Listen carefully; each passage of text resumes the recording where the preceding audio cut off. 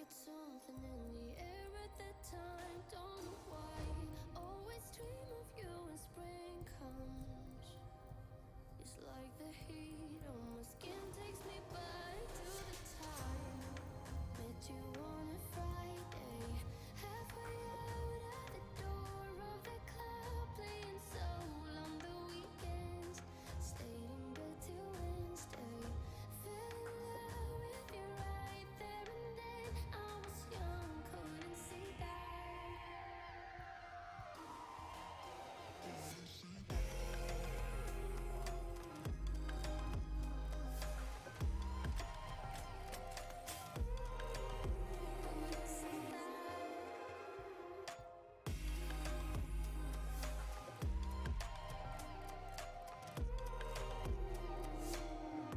Leather jacket, though it's too cold. Saw your face in the crowd, and I think we locked eyes. Her she's perfect, yeah, she's beautiful. Never thought you'd be here. It took me by surprise when I met you in the doorway.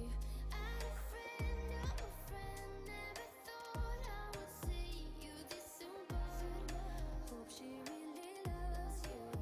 'Cause I swear you deserve everything. Wish that I knew that sooner.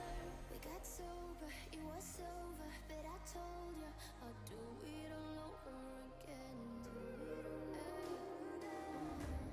At your place over spring break, a heartache. I'd do it all over again. Do it all over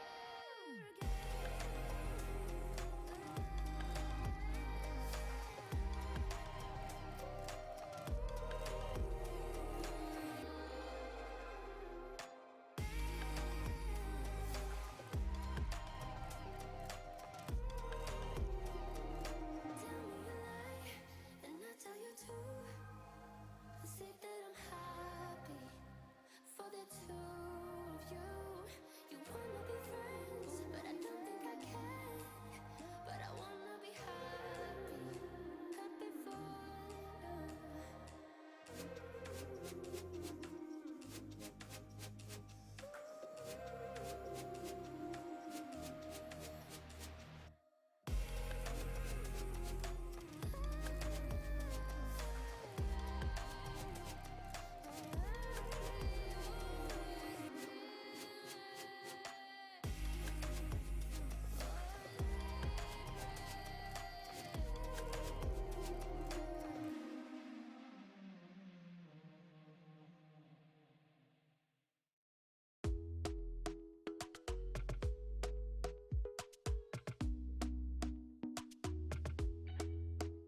Talk to me nice, talk to me honestly. Look in my eyes, don't let it fall on me. Say you're a good guy, make me believe it.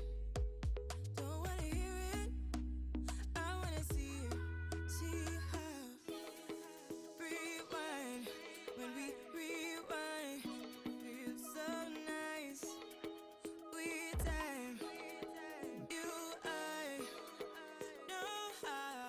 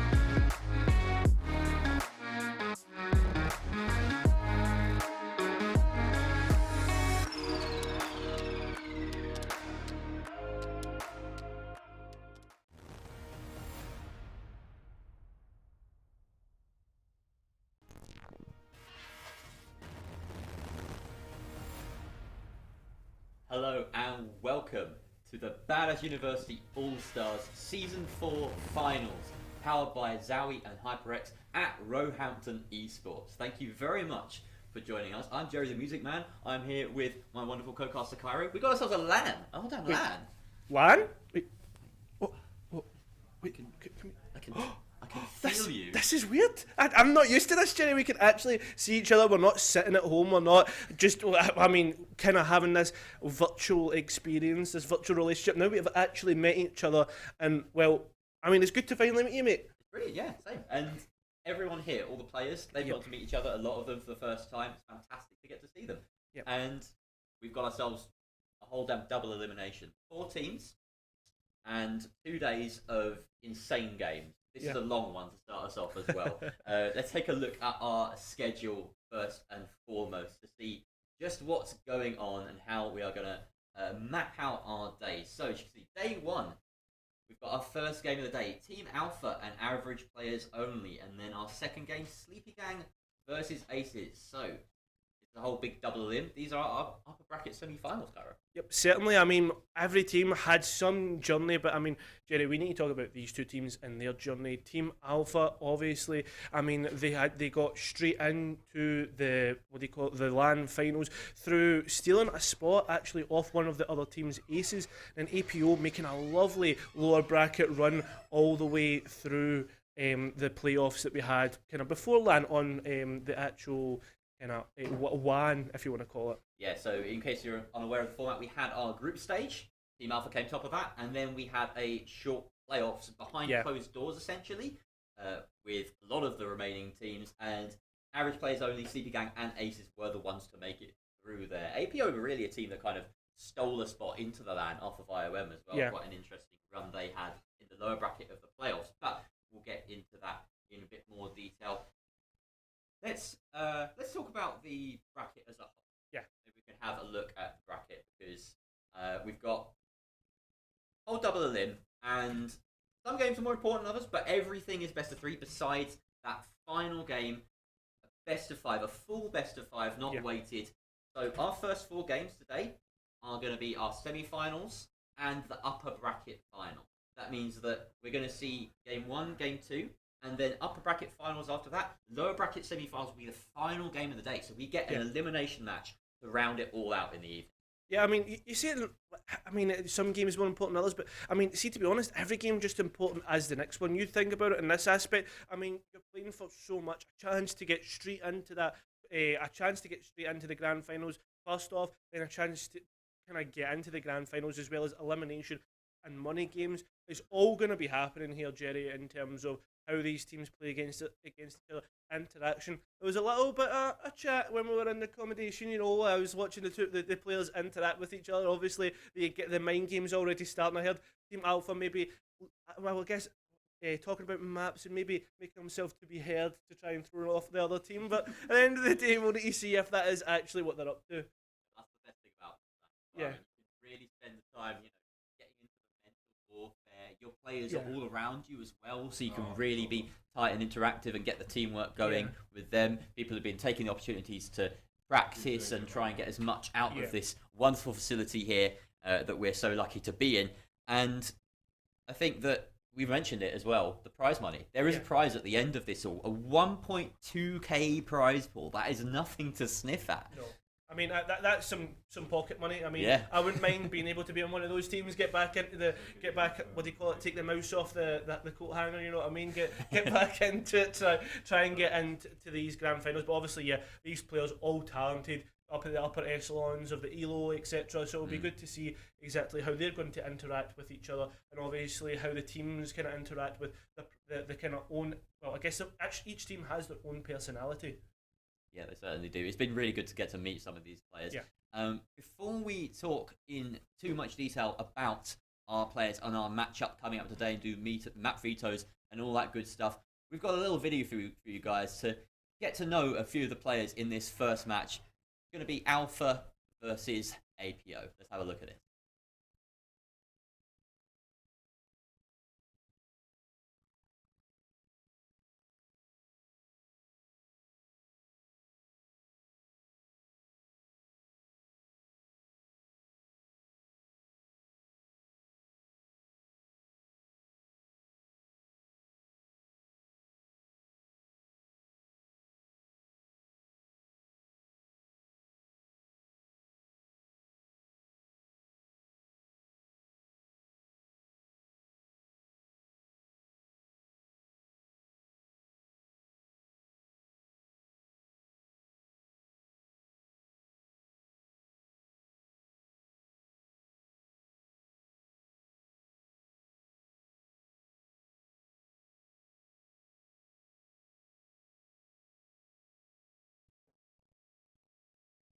Apologies for that little tech delay. We do have a nice video that we'll get to show you guys in a bit, but let's talk first about Team Alpha. So, as you can see here, we've got some pretty decorated players, all things told, Kyra.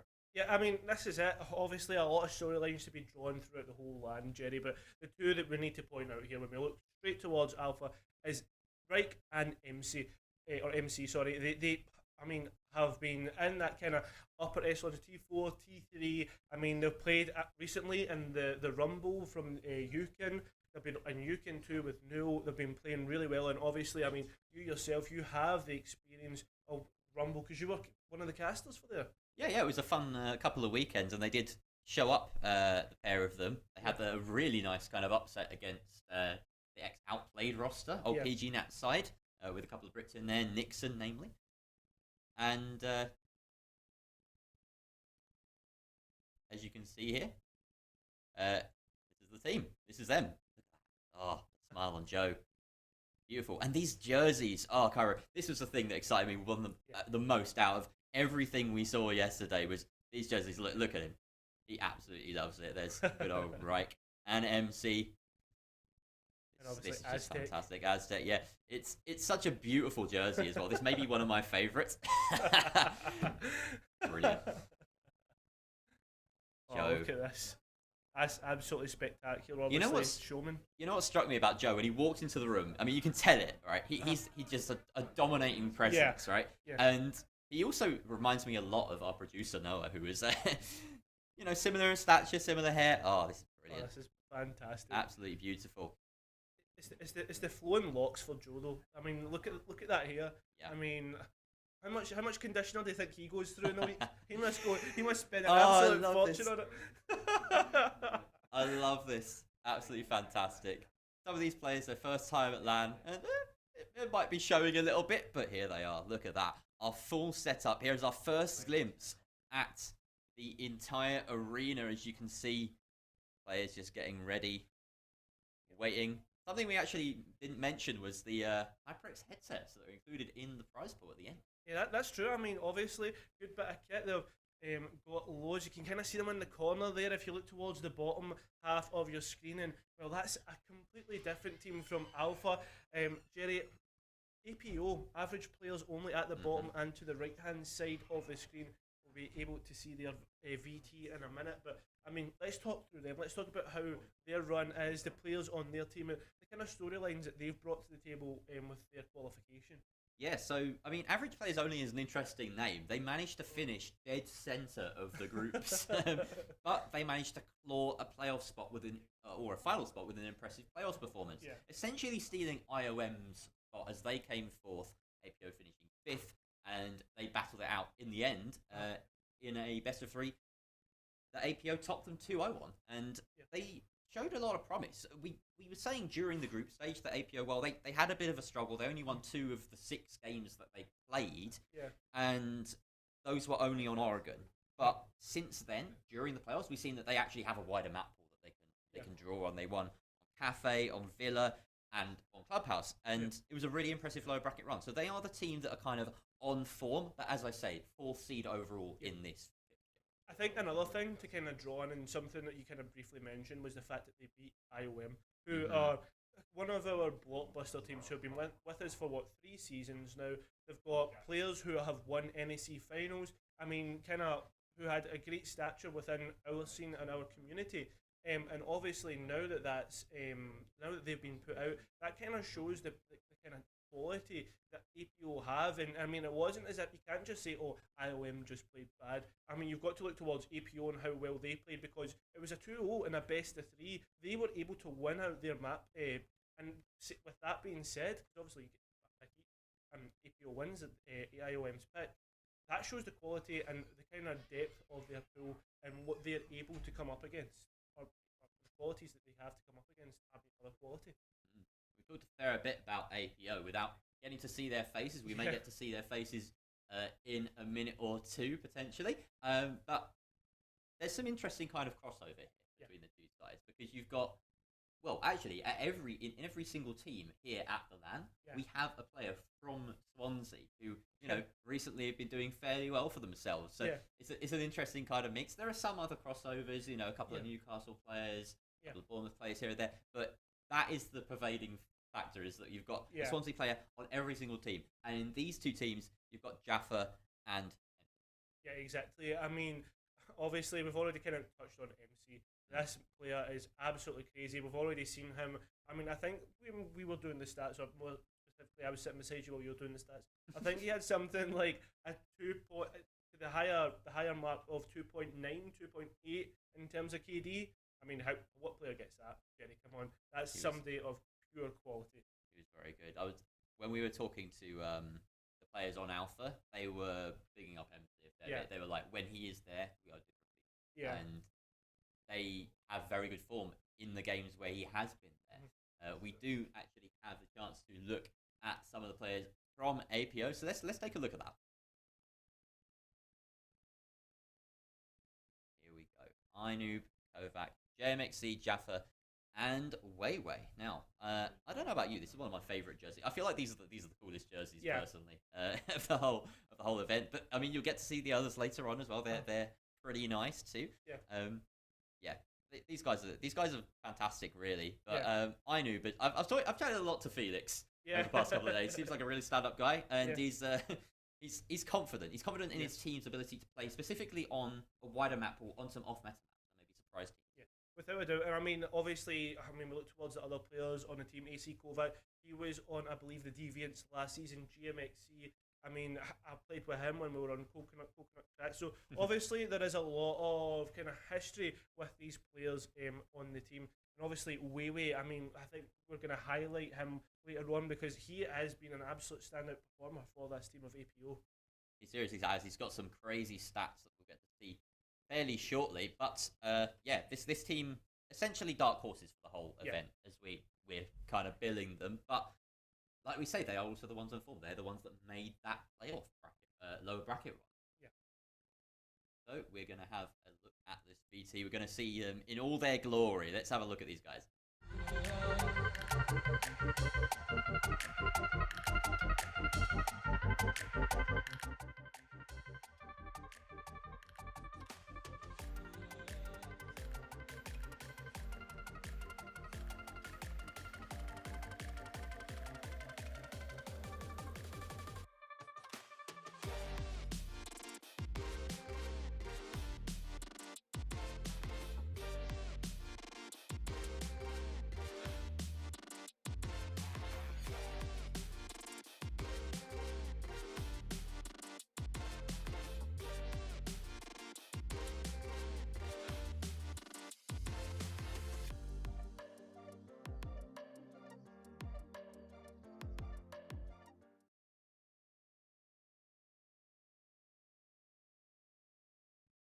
so that's a good look at APO. Average players only, and hopefully proving to be a bit more than average over this weekend. But let's have a look at Weiwei, one of the players that you just saw.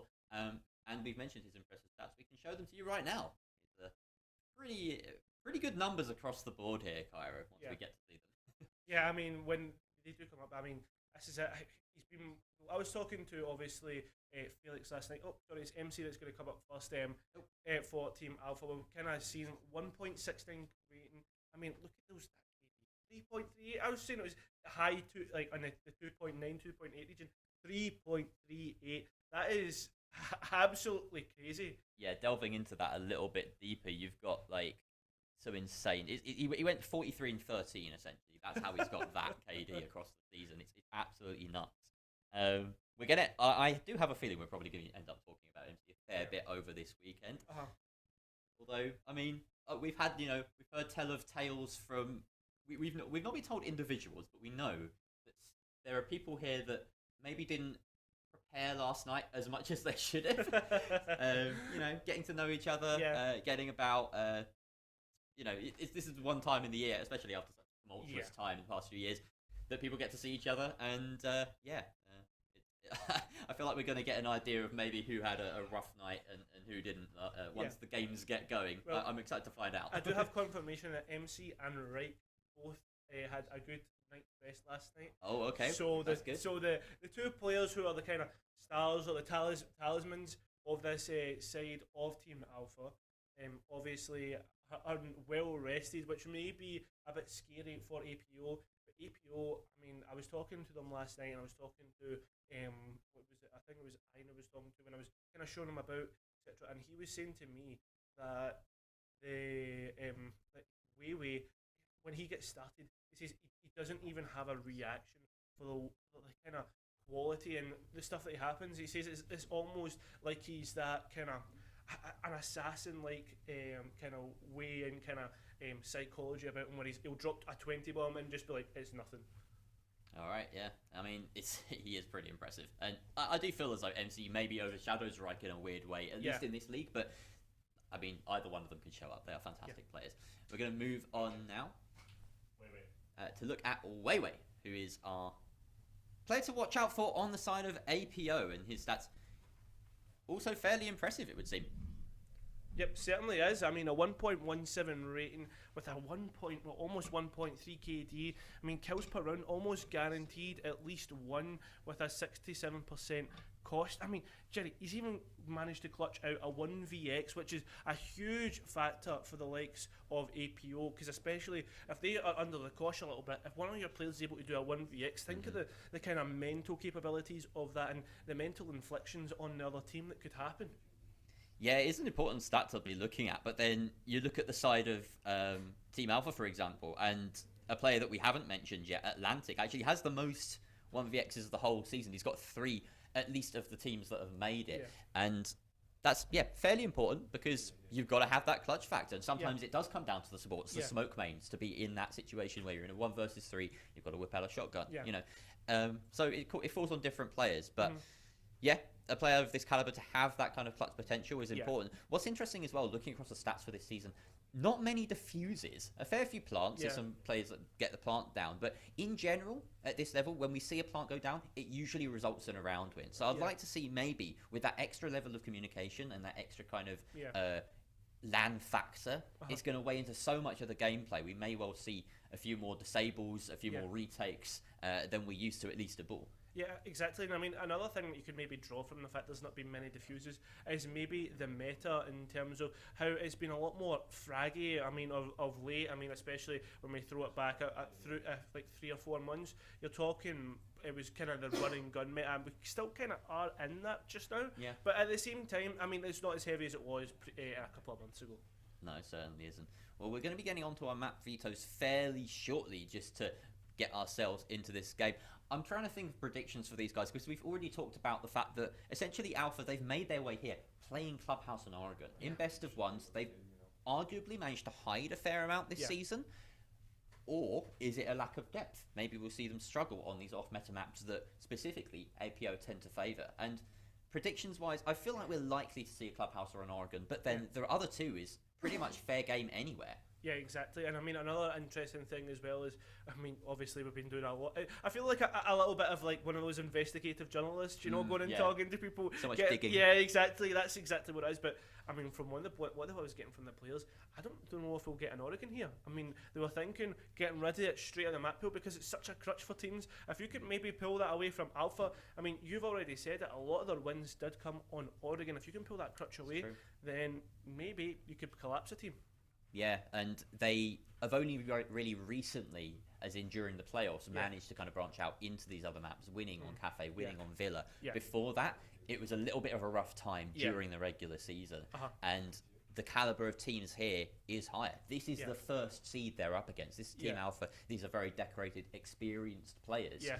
It's difficult for me to see them making it past Alpha. But at this point, I want to bring in our predictions that we've kind of filled in gradually as casters behind the scenes. And you actually have APO making it into that upper bracket final over Alpha now, don't you? So, I mean, I don't know. I'm a bit of a, I don't know, I guess a romanticist when it comes to these sort of things. I believe in the underdog, but just the way the players were talking last night, the confidence they exuded, and obviously when we were kind of walking around the accommodation talking to people, the kind of, like, the way that APO were just like, well, you know what, we've already, we're the kind of bonus that we've got here is the fact that we're here, we're playing on a LAN, we're getting the experience, and with that being the case, Jerry, I don't know, I just feel as if there's an upset to come in these LAN finals, and I feel as if it's going to start in our first match. I couldn't wait for more of an upset. I'm hoping that we see upsets, but for the time being, we're going to have a look at our map veto. Here we are. Let's find out where exactly we are going to for our very first game, as we get a couple of curtains fly by ahead. Eventually we'll get the map veto, don't you worry. But here it is. So we have Chalet and Oregon being banned. That's an interesting first ban from APO specifically. I think that obviously Alpha, they've made it here on Oregon. I would expect Alpha's first pick to be a Clubhouse right now.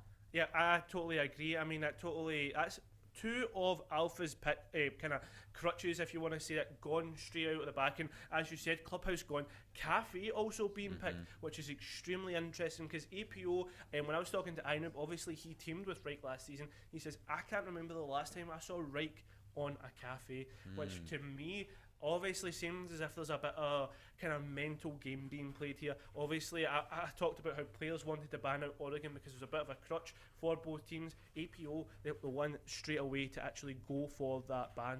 So let's have a look at our next two bans here and find out where our decider will be. APO essentially getting the choice of three very off-meta maps here. They choose Villa out of that and Bank. This is a good pool for APO, I've got to say. They have definitely managed to land a good one there with Villa and Cafe coming through. If they win it, I'm going to say it will be in three maps. Alpha, they need to steal Cafe here. I reckon Alpha are the team that could win it in two. Then again, you know, Clubhouse is a great leveler. Anything could happen on a single Clubhouse game, and maybe the operator bans will come into it a bit. But I feel like that Cafe is probably the most interesting one of the lot because you could see Alpha steal it or APO might have it. It's weird to be in this kind of scenario where Cafe feels off meta. It is really extremely weird because obviously it was such a kind of staple of that 22nd meta, the way it was played. It kind of still is in that meta, weirdly enough. We do have some Season 4 stats, obviously, for teams and the players. But interestingly enough, I wanted to touch on that Villa just briefly because Villa is such a weird map. Sometimes we go into Villa and it's so structured heavy. You see teams going through their checklist, they're doing very util-based games. But on the other hand, I mean, I think it's going to depend on the way it's played. See if it becomes very fraggy, very chaotic. I think it's going to go towards Alpha's side because that leans more towards mechanical ability. And no disrespect to EPO, but MC and Reich in a mechanical battle, it's only going to go one way. It's a scary one. We haven't really touched on the players around the rest of the teams, but there's another player to look out for, which you'll look at, which I think is Cyber on Sleepy Gang. Probably apart from the team, the players on the side of Team Alpha in that kind of upper echelon of experience. But they are a team that I think are possibly going to go all the way and take the whole thing. I think a few of our predictions have it basically a toss-up between them and Alpha. But, you know, Aces are here and they're ready to fight. We've seen that APO are really ready. But we are going to have a quick look at the overall team stats for our sides here for match 1. And it's well, they'll be coming up in a few seconds, but for the time being, here we are. This is, of course, the Alpha roster. And you've got the 2 Neo Citadel players there, Joe and Aztec, and Macy is our representative for Swansea, as we say, or MC. Everyone has a Swansea rep here at this LAN. But these are the numbers. And I mean, glean from what you will, but that 1vx stat from Atlantic, we brought it up earlier.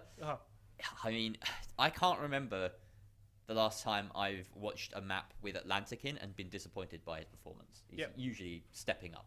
Yeah, without a doubt. And I mean, he's a player that exudes confidence, etc. In the way that he plays. I think he was extremely disappointed in what happened last season with the Deviants. He thought he was potentially could be one of the favourites coming through into it. Obviously, I think we're going to have to talk about APO and their stats as well, because I mean, we've only talked about Team Alpha, and well, straight away there we go. I mean, no player really dropping below 0.8, and obviously that 0.8 mark, that could be a bit of a kind of, how to put it, an IGL player, a support player who's droning his team in. I mean, we were talking about Atlantic with Kovac, 2 1vx's as well, which is extremely interesting because, I mean, we don't really think about that, but I mean, that's still extremely good as well. Well, as long as he survives the round, right? That opening stat isn't great for Kovac, but yeah, if he survives until the latter half, then it seems like he can pull things out of his hat. So we'll be rooting for Kovac to survive the opening engagement. You've got a bit of a good Warwick presence here as well from Weiwei and JMXC. But that's the thing with BUAL, is that it's an interesting mix of lots of different universities, and we've said this throughout the season. It's an opportunity for teams to kind of find their kind of footing. Some of these players may be leaving the scene at some point in the end of the year, maybe, and you've already got talks, for instance, within like Team Alpha of making sure that they have that unit moving forward potentially. So it's really exciting to let these players kind of branch out a little bit from perhaps not a caged. I feel like caged is a bad word for it, but a slightly more restricted environment where you're always playing with your university pals. Yeah, exactly. And I mean, on top of that, I mean, you've also got to consider the fact that the bonds that you make over this weekend as well. I mean, you can have a laugh. I mean, when you go into rank stanks, you don't care where people came from. You don't care about any of that stuff. You just want to get in and have the elo. But that bond will be better. I mean, I'm going to be scared for those like kind of T3 players who are stacking at Diamond Elo. These players are going to be gunning for that because obviously the bonds that they're making, etc. But yeah, I mean, it's super nice to see the way that everyone's interacting with each other, etc. Yeah, you heard it here first. Don't QEU. So we should be fairly soon getting into our first match. And we've just gotten the cue that it is indeed ready. We are finally ready to get our first game underway, Cairo. I am super excited. First game on LAN. Team Alpha versus average players only. And we're starting off on Clubhouse. Yep, certainly we head towards Germany. I mean, it's been a really interesting map in terms of meta, in terms of the way it's been played. We've seen so many differentiations and the styles that are played on this map. I mean, we think of the likes of BDS, etc. You see the players getting ready to start off with the band, and well, straight away we're getting rid of the English operator Thatcher. I mean, I don't remember the last time I saw a Thatcher Clubhouse, but at the same time, he's out of the way. Well, Thatcher's our most banned operator here on BUAL. It's always going to be high, but I think it was something like 95%. There was only one game all season in the regular season where we didn't see a Thatcher ban. So Thatcher on club, I mean, what more could you ask for? What more could you expect? It's going to make the hard breaching certainly difficult. So expect the Kaid ban to come in response. There it is. Final ban, kind of up for debate, you know. Is it going to be the Mirror? That's maybe more of the standard one. You could get rid of the Valk, kind of stymie some of that outside aggression, or aggression in general. Her cams indoors are also pretty powerful, and there you go, that's the final. About a standard ban phase as you can possibly expect here, with Mirror being the main exception. I think an interesting one that we can point out here is the fact that Habana's got through the ban phase as well. The fact that the Queen of the Hatches, I mean, and there's so many hatches on the actual map. We think towards the likes of Kitchen, you think towards the likes of Bar slash Moto. I mean, upstairs as well. There's so many tricks you can do with this operator, and straight away she is locked in by Aztec, which is not surprising at all with the kind of power that she has. But interestingly enough here, Jerry, is oh, okay, never mind. I was about to point out that Ella had been picked by GMXC, but no, we are going towards the Spanish operator, and it's a gym bedroom start. Interesting one, and a decent one as well, because I wrote down Cash, and then I looked up and they changed it to Jim. So this is a pretty quick decision on the fly, maybe, but the most important thing, hiding that mirror, that's a good way of making sure that you keep, because the Frost maybe telegraphs it a little, as she's very effective here as well, but you could expect perhaps a Cash defense with a Frost sometimes, a little bit off meta.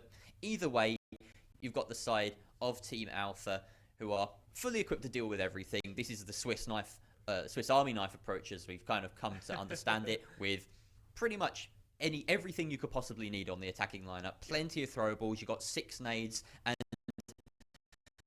lo and behold, the U-Hunter at the very top no longer bugs. We actually do have those 6 nades, Jerry. What I want to point out here is also the fact that, well, I mean, there's no castle here. You've got 4 castle barricades that aren't going to get used in this site, and I mean, it's almost standard for this site to have a castle. It's going to be a really interesting point. That kind of balcony is going to be used a lot more effectively. I will kind of want to have a look towards that balcony later on in the match, and obviously having a look in towards CCTV to see how that interaction happens. So 15 seconds in, you can just see Alpha slowly trying to make sure that they approach the building correctly. Obviously, first minute of Clubhouse, you don't know exactly, well, you know pretty much exactly what's going on. I want to take a brief moment to look at the fact that we've got Atlantic, of course, with those hard breach charges, and it just lending, a little bit of versatility to the attack. GMXC already taking some very early damage from a peak, it would seem, and you've got one of these mirror windows positioned inside the cubby in logistics office. Pretty common position, but it's also protected by that mute jammer, so any attempt to dispel it with, say, X-Kairos pellets will be in vain. You've got to maybe get in beneath with the buck and try and deal with that and open up the mirror itself, but as you can see right now, Alpha, they're already getting to work on that jacuzzi.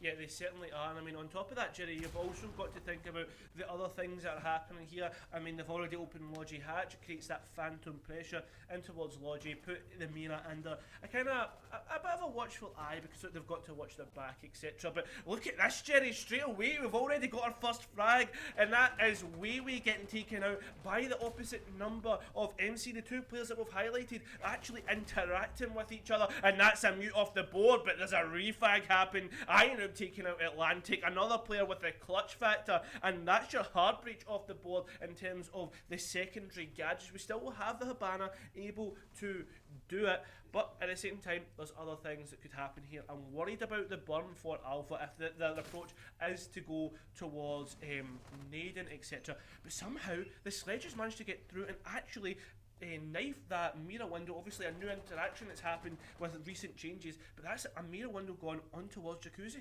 Fantastic way of disabling that utility, especially with the absence of the buck now being that first pick for the defense. You can get to work on the wall as well and make an entryway, but Ainu just comes up main stairs, takes out both Aztec and Joe. A huge blow to the attacking side of Alpha, and now it's all up to Reich and MC, the talismans of this team. MC finds one onto Jaff, and it's a 2 versus 3. Still a mountain to climb. They find another MC with the entry into bathroom. He's got a triple on the round. He's already on course for the ace. 2 versus 2, and they have site control. Inoob and JMXC backed up into construction and main stairs. It looks like the mirror wants to get this rotate going. MC, he's covering the wrong angle. Does he expect the flanking mirror?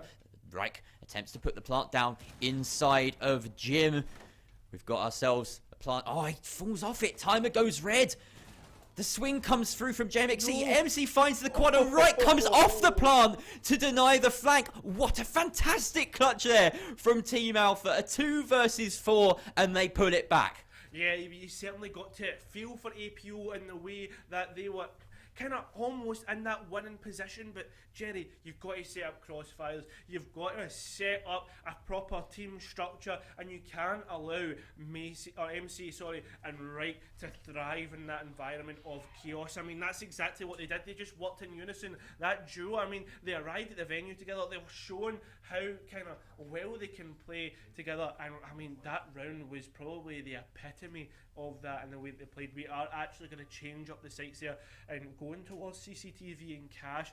I mean, APO, they're already showing it to us that the Dark Horse are certainly viable, especially in Alpha's map pick. Well, we've already got ourselves a game, haven't we? I wasn't expecting a clutch round 1. I don't know about you, but I was not expecting a 2v4 clutch round 1. MC already on 4 kills. That is absolutely nuts. And what's that going to do to the mental of APO? I mean, they should be winning these defenses. They opted for that tertiary site first off, and now they find themselves a round down, having to revert to default, going to Gym. They've got plenty of catching utility to protect that Rafters position. Also a fair amount of wall denial, which is pretty good given the bans. Yeah. And then the Melusi to top it off. Just a bit of stall factor. You could probably slot anything into that spot. And of course, Ainoob being the one to rack up kills, well, the only one to rack up kills for APO in that round, you want to give him something that he's comfortable with. I think, well, the thing is, though, well, when I was talking to the players, I mean, they all seemed in good spirits anyway. They were just happy to be here. So I think the fact that they took it all the way to a 4 versus 2, and then it took the two talismen, who, I mean, obviously, they've got much higher tiers of experience here. I think APO will be getting a feeling a little bit confident from the way that round went. I mean, obviously, they never won it out. They were in the winning position. But, Jerry, at the same time, I mean, sometimes you got to just take the positives out of rounds, and, I mean, that round had plenty of it. Certainly did. Now, you see Alpha setting themselves up. They've opted with the Thermite this time around on top of the Hibana. Of course, a decent adjustment when you're approaching cash. There's a lot of hard breach to do. Probably the most hard breach dependent site in the game, if you ask me. Jaff with the active bandit tricking, though, countered by a well-timed nade from MC, who already is on 5 kills for the day. Yeah, certainly. I mean, the new boys have popped off already. MC, obviously, especially, he was highlighted. Reasons for that being shown right now, and already the breach open, cutting that site in half. So that means that the team might be a little bit disjointed. One player may be left on an island, but we'll need to see if AC Kovac is able to command that island, command his position, because this is so important. That was an OG nade through highway window, I believe. All of the utility for catching stacked in Rafters makes it such a free pick sometimes, and it's really weird to see the cycle of the meta come back to this nade. We saw it a little bit even in the Rainbow Rumble from certain teams, and I feel as though Fisherman Earl were involved in some of that as well. So they've clearly, taken a liking to that particular method of dealing with the wall presence, getting themselves a free pick off of it as well. Very, very nicely done. 1 minute 15 remaining. The breach has been open for a while now. Atlantic has stock control, just patrolling beneath, but look at this. Ainoob circling inside of, he is going to be the one to try and pull APO back into an even man count here. But Atlantic, he seems wary of the potential encroaching presence. He needs to make sure he has this on lock, otherwise the garage push is potentially a bit risky. You can see some of those throwables being sent up from the silhouettes of the players inside of garage. Macy manages to find his second of the day. Ainoob decides to strike with the impact, giving his location away, while the rest of his team, 2 of them, just sat up on site. Atlantic has to deal with this Roma, and he does! He certainly does indeed. There goes Ainoob, and well, the 2 players left on site have so much now to do, Jerry. 30 seconds remaining. They have 1 C4 to deny, and GMXC, he's holding down those red stairs with that ever approaching, impending doom almost from below. But can they clutch it out? GMXC's starting to get aggressive, and well, maybe outside, he manages to shut it down. That's 2 huge kills. The C4 comes out there, and now it's down to a 2 versus 2. Aztec starting to plan. 1 player with 1 gun remaining, and well, he's able to find GMXC. Wait, denies the plan.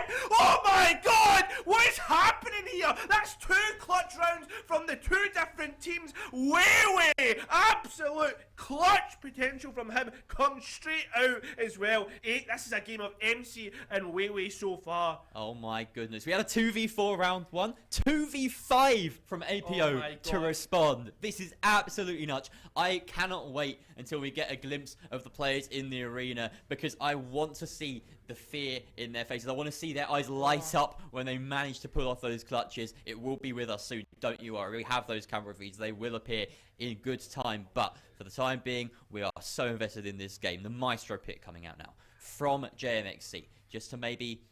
They have the opportunity to go back to Jim here. This is an interesting kind of game of sort of edging it out, maybe trying to fool them into that tertiary site again. We can see that they're going down to the basement. The Zofia being brought this time by MC. Lots of mix-ups. People maybe trying to find their comfort zone. This is a new environment for them. They're playing on... Most of them brought their own peripherals, but you still got these new screens. You've got a completely new sort of environment around you. You want to settle in, and this is going to be a learning process for every team that's here. And I mean, we've seen it already. Some of these fundamentals, we have to say, are a bit lacking because you've got to be closing out those 5v2s, those 4v2s. Right, think of that round. You have a player on the rappel just sitting outside. That is the most pivotal position, such a hard position to contest, right? GMXC so clutch being able to deny that and actually shut that player down. And then it gets, I think it was a second, way with the C4. Everything that happened there was like all the best happening for APO and the way that won it. And, I mean, some take those rounds. Right now, we're heading towards interest because sometimes you see players actually kind of play a turtle setup, which usually can work out, but it also leaves you almost in a position where you feel vulnerable. You feel as if we ask the fact that they're up towards 2 HP and no way to regain everything that has just been lost. No, and you can see he's prepping this hole. Very nice for the Maestro.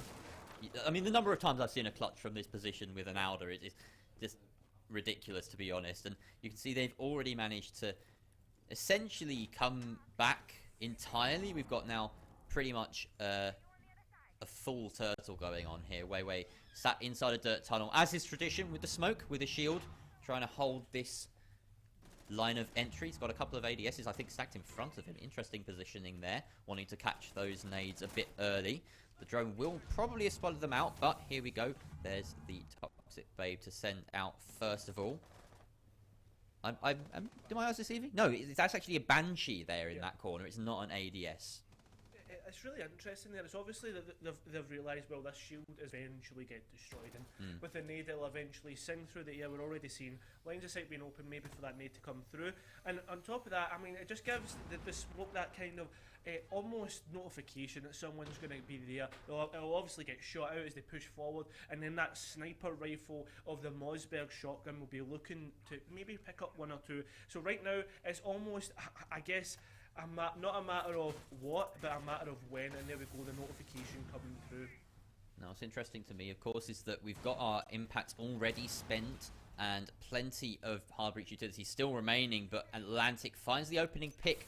There, the Buck doing work elsewhere, presumably from Kitchen. That's where you'd expect the Buck to be in this sort of environment, in this sort of situation. There you go, finding the early pick onto Jaff. Wei now holding on to Dirt is so important because they have one of the two steps done. They have kitchen control and they have the hatch open. Now they have Dirt and a push can begin. We've got 3 versus 5. These anchors need to pull it out of their hats. They certainly do it in 30 seconds. Remain here, Jerry. Plenty of lines of sight being set up. And well, the way that just the way they're picking apart this team on the basement, obviously sometimes it can feel like a really, well, I guess, vulnerable site. And Jerry, the plant may be coming through soon. Certainly will. You can see Joe trying to attempt that. He takes a lot of damage, Reich does rather, but that's just in an engagement to find Kovac. And now it's all up to JMXC. We've seen a 2 versus 4. We've seen a 2 versus 5, but we're going to need a 1 versus 5 here, and it just ain't going to happen. Alpha, they seal it out with, well, I guess the least heart attack inducing round so far. Yeah. It's good to settle down a bit. Yeah, it certainly is. We're obviously just going to come back to our beautiful faces here, Jerry, as we get a pause through and we get to kind of discuss everything that's been happening, because the past 3 rounds have been so hectic. So let's start off with this first one, on towards the gym bedroom and everything that happened on that site. Yeah, we're in this kind of quarter point. So we've seen every single site now. Yeah. Well, every single site that's likely to be seen. Yeah. I don't think we're going to get any bar stage Yeah. just yet. I wouldn't rule it out for the rest of the LAN. Yeah. It's certainly an option.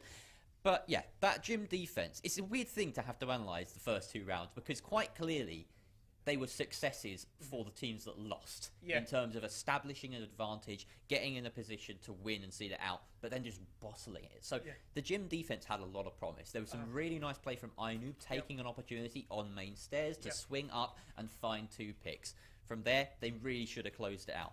Why didn't they? Why did they let that happen? It was probably an inability to play off each other. We didn't see multi-kills come through in that round. It was a step-by-step process, a step-by-step clutch for Reich and MC. They were able to take 1v1s, make their way through the map, crucially take control of Bathroom and get a foothold for a plant. Realistically, in that sort of situation, in the 4 versus 2, potentially you want to concede a little bit of map control. You know, you want to have someone fall back from Cash, fall back from Logi. Just let them come to you, but take the engagement 2 versus 1. Yeah, exactly. And I mean, this is it. You got to set up those crossfires, Jerry. It's kind of comes down to the basics almost. I mean, the simple things like just working with your team, just saying, look, I'm holding this. Can someone come and support me?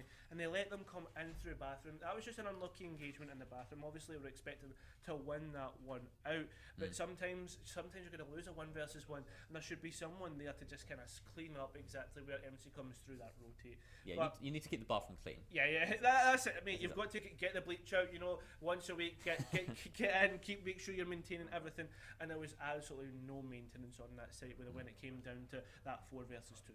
It's important advice when you're at a LAN as well. Everyone here, keep your bathrooms clean. You've got to live in them for another 2 days, right? Yeah. So, that was round 1.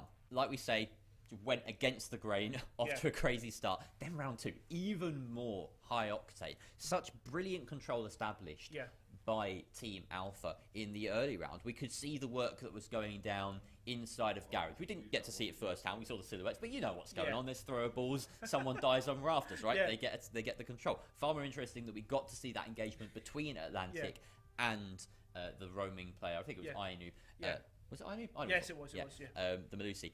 And that just solidified the advantage. From that point on, there is no universe in which APO should be able to clutch it. 2 versus 5. Sure, they had time somewhat on their side, about 30 seconds left at that point. But realistically, do you even need to be getting a plant down there? Do you just make sure that you take full site control? Like, at that point, I would say become a ball of death. Yeah, right. yeah, exactly. I mean, I get your point, and I'm going to raise you another thing. If you are going for that plant, right, you've got the one player on repel. Why is there not someone on the window up on rafters to contest and have that crossfire again? And the fact that GMXC essentially dismantled the kind of foundations on what that plan is almost set upon, and then you allow one way to win a fight on towards rafters. That's going to happen sometimes. The C4 comes out, gets another, so there you go, you're into a 2 versus 2, so it kind of gets a bit more worrying. So then you re-attempt the plan and allow it to go down to a 1 versus 1 essentially, or to a 2 versus 1 essentially, which goes down to a 1 versus 1 with the plant still going down, and Weiwei still sneaks in and takes out the planter. I feel as if Atlantic maybe he was beneath, right? Yeah, exactly. He lost his 1 on the player that you expect to be carrying the C4 to deny the plant. It was actually a C4 and Cash that did that work, which was really strange. Yeah. So maybe just a bit of an unexpected mix-up, kind of confounding APO or confounding Team Alpha there. Either way, I think Atlantic is probably in the most forgivable position there because he lost a 1 downstairs, right? The rest of the team should still be able to clutch out. What was it, 4 versus 2, right? Yeah. And the coverage just wasn't on point. They'll know that they can do better. This is probably the most default strat and site in the game, a Cash plant. Once you get that plant down, it's a very difficult retake. You can understand part of the commitment to it. Maybe the call in that situation is not necessarily to go for a default plant.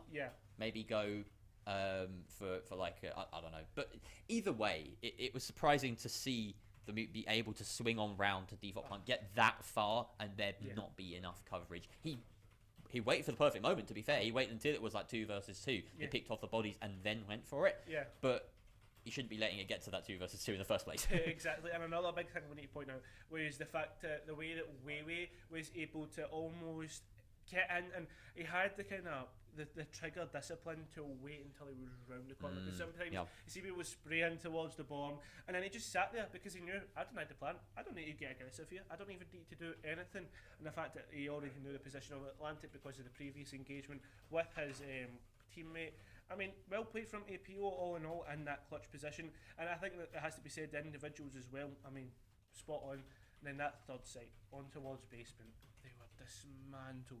Clean, very, very clean and efficient from Alpha on that attack. It was pretty much your textbook Dirt Kitchen push. They took control. They got the hatches open supremely quickly. It seemed as though impacts were either misspent in prep or just not effective. And the hatch was open very quickly. It allowed the Hibana to actually join the Dirt push, and you got a 2v1 there. They managed to win that out. Pretty sort of pedestrian, shall we say, for them. And there needs to be an adjustment, I would say, from APO when they go down there again, which they are likely to do, having lost it. So it's important that they adjust, because obviously right now we're looking at sort of big picture. We've done a lot of round by round dissection. Big picture. Let's zoom out a bit for a second. 2 rounds already for Team Alpha on attack on Clubhouse. That spells victory after 3 rounds. You know, you expect them to get maybe one more. They get a good split. They could take this pretty quickly. They could, but I'll counterpoint you as well. Is it maybe the fact that the way the bans have went through, that arguably this could be an attacker Clubhouse? I mean, obviously you've got rid of 2 big breaching operators off the board, but you've still got so many good ones that are left there. I mean, for instance, you have like your Finker that has 3 kind of good soft destruction availabilities in terms of 2 nades, and the Gun 6 can get rid of good bulletproof utility. Same with Yana. Yeah, exactly, Ayana as well. You've got so many good operators that you don't necessarily need to flex those kind of sorry, you don't need to miss the operators that are banned. On top of that, one thing that we haven't kind of spoken about, or maybe emphasised more in the kind of groups rather than now, is the changes to hard breach charges. You don't even need many hard breaches anymore. How good a pick is Buck on this map now? He always was pretty good on a map that you need a lot of soft destruction for. He can assist with the hard breach in the sense that even in, like, you know, weird instances where you need to soften up the wall outside, say there's a Maverick in play, then he's useful. But he can just do all that himself now. He's got the hard breach charge, which, you know, on itself can open a hatch. Fantastic for hatches. Or, you know, in a pinch can just be used on a wall. It's an incredibly versatile gadget, and always has been. And just the fact that they now have 2, this small pool of attacking operators, makes such a massive difference to the meta, especially on a map like Clubhouse where hard breach is so important. You want to be bringing as many nades as possible in this sort of scenario. And it just is really, really powerful. I feel as though you've got maybe the option of looking at Clubhouses generally edging slightly more towards the attackers, as all maps are in this current meta. For the time being, though, we've done a lot of dissecting over these current maps. We're going to take, or over current rounds, I should say. We're going to take a brief break just to sort out some technical difficulties, but we'll be back with you in a few.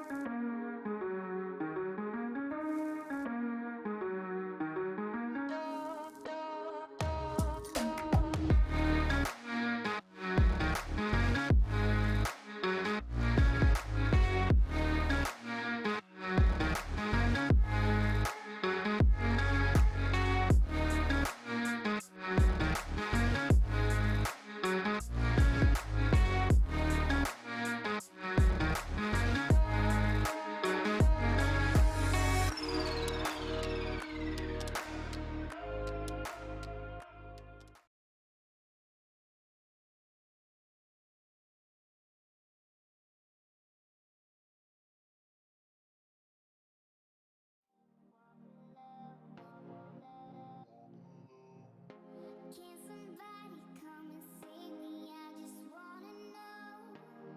I wanna know. I could run through the fire, I could conquer the night. If I can make it, if I try to draw the red light. I could run through the fire, I could conquer the night. If I can make it, if I try to draw the red.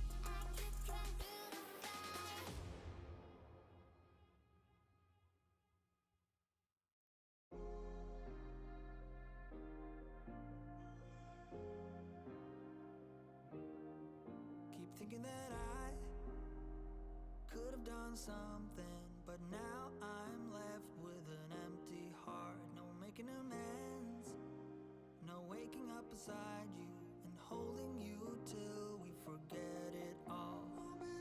How could I know there was no second chances? Like dominoes, my life got really scattered. You couldn't keep the door shut, and now the frostbite's creeping in. 'Cause I've been stone cold since you left me here. So come home, why won't you reappear? Things that I said came out totally wrong.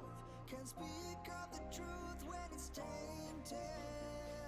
I fell into a big black hole. It got me stone cold.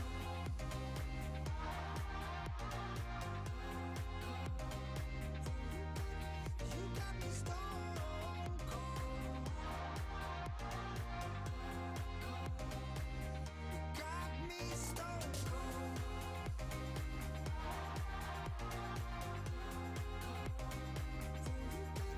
You got me stone cold.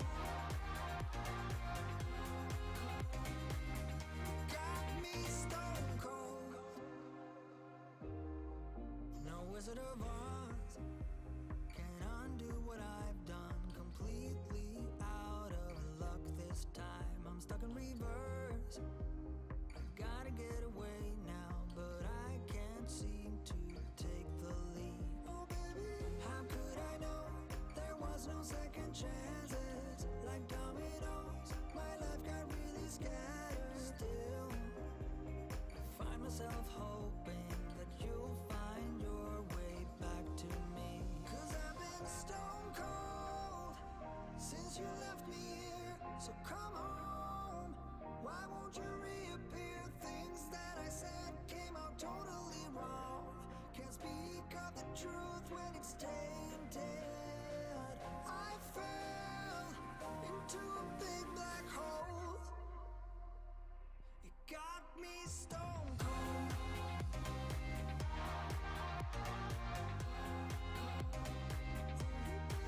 You got me stone cold. You got me stone cold.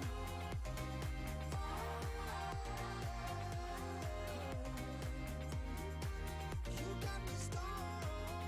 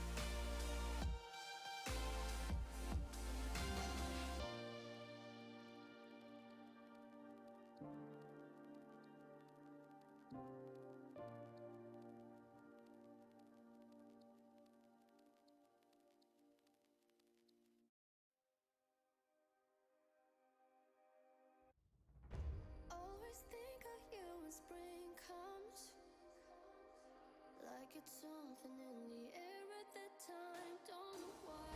Always dream of you when spring comes. It's like the heat on my skin takes me back to the time met you on a Friday, halfway out at the door of the club, playing soul on the weekends. Stayed in bed till Wednesday. Fell in love with you right there and then. I was young, couldn't see that.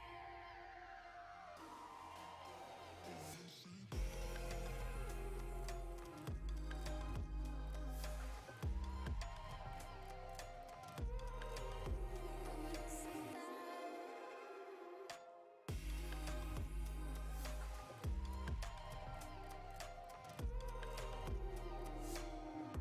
Leather jacket though it's too cold. Saw your face in the crowd and I think without eyes. Her just perfect, yeah, she's beautiful. Never thought you'd be here, it took me by surprise when I met you in the doorway. And a friend of a friend, never thought I would see you this soon, but hope she really loves you. 'Cause I swear you deserve everything. Wish that I knew that sooner. We got sober, it was over, but I told you I'll do it all over again. At your place over spring break, a heartache. I'll do it all over again. Do it all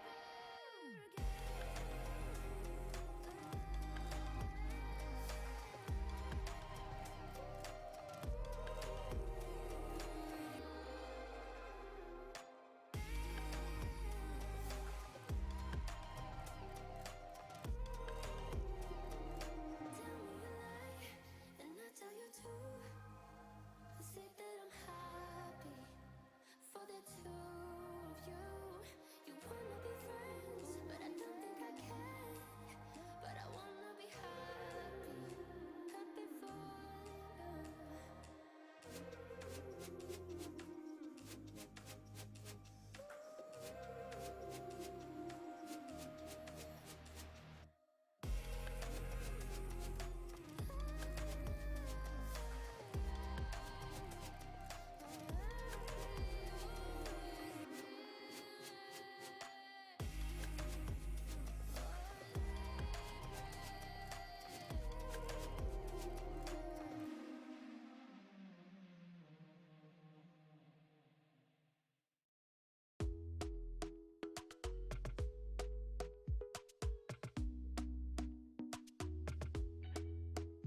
Talk to me nice, talk to me honestly. Look in my eyes, don't let it fall on me. Say you're a good guy, make me believe it. Don't wanna hear it, I wanna see it. See how rewind when we rewind. Feels so nice. We time, you I know how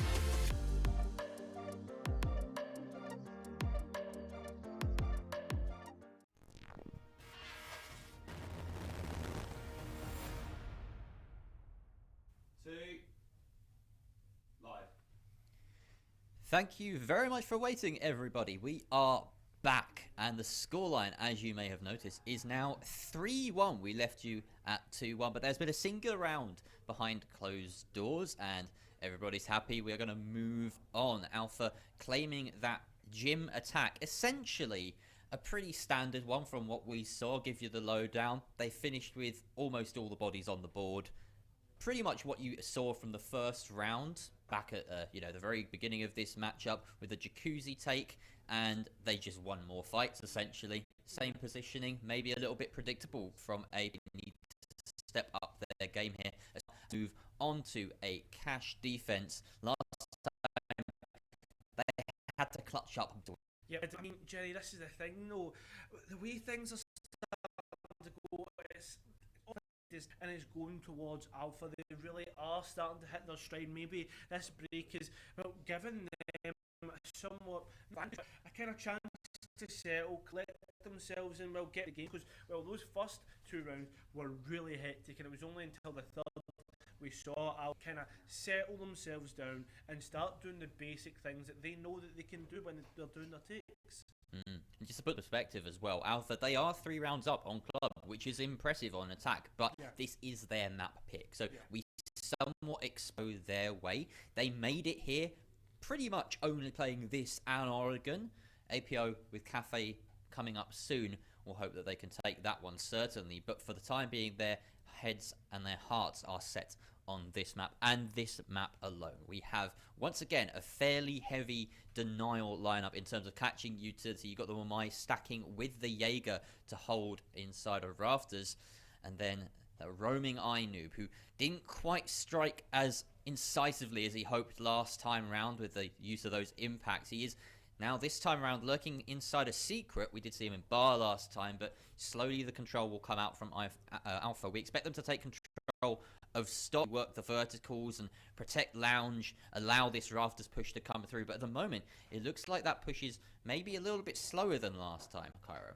It certainly does seem to be that way, and I mean the thing is though, the way that Alpha are kind of taking the kind of time doing it is maybe more reflective of their more calm playstyle, the way they've settled into this already. We're getting the breach open, and we haven't seen that first frag actually happen within the first 30 seconds to minute mark, which is pretty good. I mean, 5 versus 5 coming into the halfway mark now, Jerry. I like to see this from both teams, no one wanting to make a mistake, but maybe that could be a nerves thing as well. Certainly could, but there we go. Mr. Joe, the first to slip up. The captain of Alpha down for the count, and iNoob's roam this time around certainly more successful, and you can see him heading for the hills, or well, the depths of Clubhouse here as he rotates around to that bar position. Last time out, we saw the opening kill onto the Bandit, which had been now abandoned here, so there's only the Mute providing any sort of wall denial. And Joe, thankfully, as a Thermite, has got his job done already, but you're still missing a few of those throwables. That being said, doesn't seem to be stopping Reich as he finds his trademark response with a nade onto rafters. How many times have I seen Reich do that in the past few weeks? I mean, certainly, the thing is, though, the way that Reich's playing, he's certainly not being the standout, but he's been Mr. Consistent. It's like having, I don't know, a prime Kanté in your team, just sitting in that CDM role, not making too many mistakes, and certainly not doing anything too great. Well, I didn't say too great. I mean, that frag grenade was absolutely terrific, and so was that frag from Atlantic. Putting us down to a 3 versus 4, and on top of that, iNoob could probably be caught in one spray as well, so potentially a 2-for-1 up for grabs, and well, we are down to the 20-second mark here, Jerry. The plant is going to be attempted.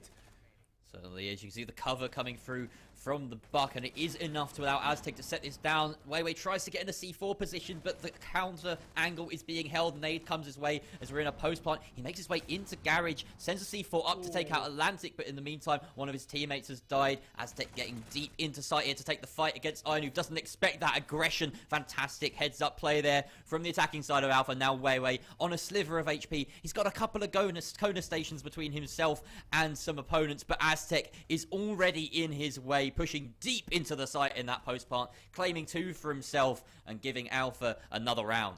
Yep, they certainly are looking like the Alphas on this map now, Jerry. 4-1 up, and I was kind of making the point of potentially Clubhouse could arguably be that towards that attacker sided, but you're now 1 round away from kind of moving past that, moving to a point of, well, not domination, but certainly kind of a more favoured sided team, a team that I'd probably say, look, this is probably going to be their map, because 5-1 up is sometimes just such a mountain to climb. It will be difficult for APO, certainly. And you look at the past 3 rounds from Alpha, sure, they've been staggered in different ways, but they put 3 plants down in a row now. That says something. On every single site, on attack now. But that one where they come to a 2v5 club on cash, they all the way. I mean, I think the effect of that first round, that big 2v4 that Reich and MC managed to pull off on Jim, that has given them so much spirit and so much momentum in the mental game that I don't know if APO have a chance really of coming back in this one. I hope they do, for our sakes. I want to see more Clubhouse. I want to see APO fight their way through some attacking rounds, but at the moment it's looking a little bit dire. Yeah, certainly. I mean, another thing that we need to kind of point out is the fact that second round, I think that was more important, because what Alpha had realised was they were a little bit hectic, they were missing out the key points, and then they just started to slow things down. Look how kind of procedural they are in their takes. Another thing, that last round there, the opening frag actually went towards APO, and when that usually happens, I think the statistic is something like 60% your chances drop of winning a round or something like that when you lose the opening frag. So that's incredible from the side of Alpha to bring that back from a 5 versus 4 to, well, I mean, I guess almost flawless. You can see iNoob stepping out of the ring a little bit there with the Maestro. Usually you'll see him deep. There we go, retreating to his natural habitat deep inside of Church there, hopping on the cams while Jaff tries to do some of the heavy lifting when it comes to the roam. You can actually see JMXC up there on the top floor now by his lonesome. I don't think Alpha have a read on this at all. They seem completely invested in going for that kitchen dirt push. Reich sort of treading the boundaries of being flankable, but it looks as though he's being droned through the top floor here. Don't quite know where JMXC has popped off to, but we'll maybe get a read on that fairly soon, as Reich's now droning himself. He's down in Garage at the Thunderbirds. Maybe this is an odd position, actually. You quite often don't see that kept an eye on, but it's also not a very powerful one either, with most of the pressure from Alpha coming from this kitchen dirt push yet. Yeah, exactly. And I think we only C4 on the side of APO is actually GMXC on Rome. So essentially, the contention in towards Kitchen needs to come through at gunfights, which again, Jerry, I mean, it's high ground always has the advantage in that situation. Shields as well on the defense. So that levels out. You can see right here, sitting behind the ventilator unit with an ADS stack, tab on any late dirt push, as well as controlling blue, which is so important. Certainly less important when it comes to a kitchen dirt push. If you're taking church, then you absolutely need to have that blue control. But Alpha, they know where they want to invest their utility, invest their time, and time is becoming a rapidly diminishing resource here for these attackers. There's 55 seconds left, or 50 rather, and they still have a full 5 in front of them to deal with, Cairo. They certainly do, and I mean, it's almost becoming deja vu. The only thing that's not happened is Atlantic getting that first frag in towards the door of Dirt. As we see here, Weiwei having to kind of hold this down with the Mossberg. Jav taking a huge amount of damage with the way that the players are kind of playing those vertical angles, playing that suction. And I don't know if Jav was trying to escape there, as he seemed very claustrophobic. But Jav's trying to get on towards these angles, turning it into a two-way fight here, but nothing being gained. 10 seconds now, Jerry. It's starting to get worrying. Aztec still not dropped, but finally we see the drop come through. Finally we see the frags come through. Down to a 3 versus 3. The diffuser's been dropped. It's 2 versus 2. The time is ticking down. APO, the answer back. 4 versus 2. Oh, sorry, 4-2 on the round count, I should say. It came from a 5 versus 5 and just dropped and dropped. But we have to say, GMXC on that flank, absolutely huge. Yeah, that was massive. The 6th defender, though, as well, time, just working in Alpha's favour. You said it yourself. It was like deja vu. This was the same kind of attack, but Alpha were not giving anything away in that instance. They made sure that they kept themselves alive and that they were ready to respond to the push from Alpha. It was a really close one, that was. Probably the closest round we've seen so far in terms of that final engagement actually being a 5 versus 5 for the most part. Without a doubt, and I mean, another thing as well, I mean, Alpha maybe a little bit too complacent in the way that they were playing. I thought they had a little bit more time, wasted more time trying to get rid of GMXC, and maybe that was APO kind of actually sussing out how to play their defence. Unfortunately, last round it came down to, and it's now a 4-2 split, and we now have to ask it's different questions that have been asked of both teams. Are you going to be able to kind of reciprocate exactly what the opposite team did on their half? For instance, is APO going to be as good as Alpha on their attack? Obviously, we saw how good nades were from the side of Alpha, but are APO going to be able to reciprocate that kind of play style?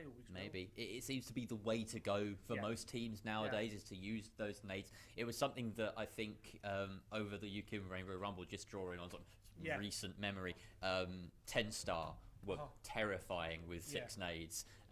Something that Kez commented on, and it's just the way that things go. If you're not using your nades in this day and age, in this current meta, then you are severely hampering yourself as a team. And it's great to see that players like Reich especially have taken a shine to that kind of style of play.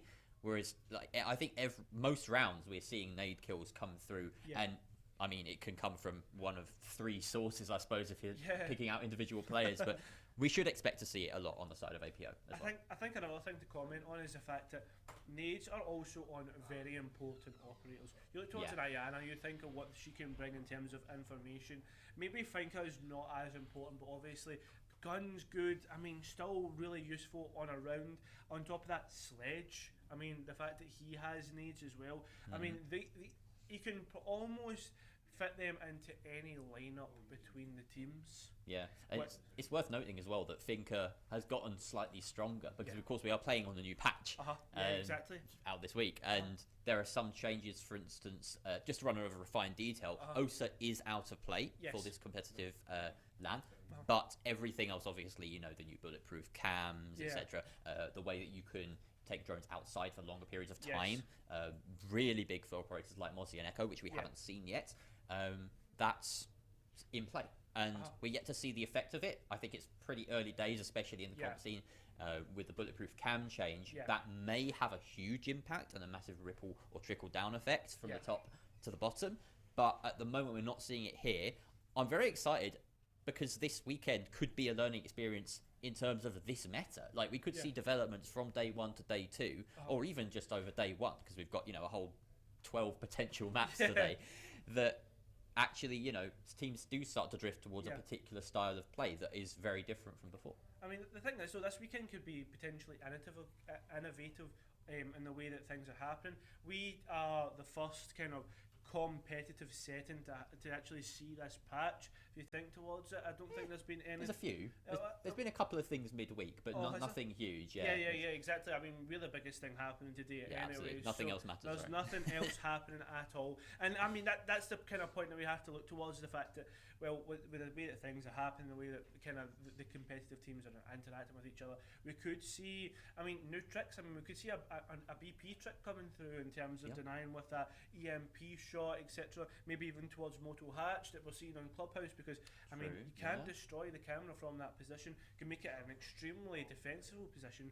So we'll need to see how that happens and how it kind of progresses throughout the week, or the weekend, I should say. Yeah, specifically with the bulletproof cam and the EMP that comes from it, it's supposed, or it currently, in its current version, does penetrate hard wall from the other side. So you could theoretically, especially against a hatch where you know pretty much the placement of an exothermic or a hard breach charge, it would be pretty feasible to deny that.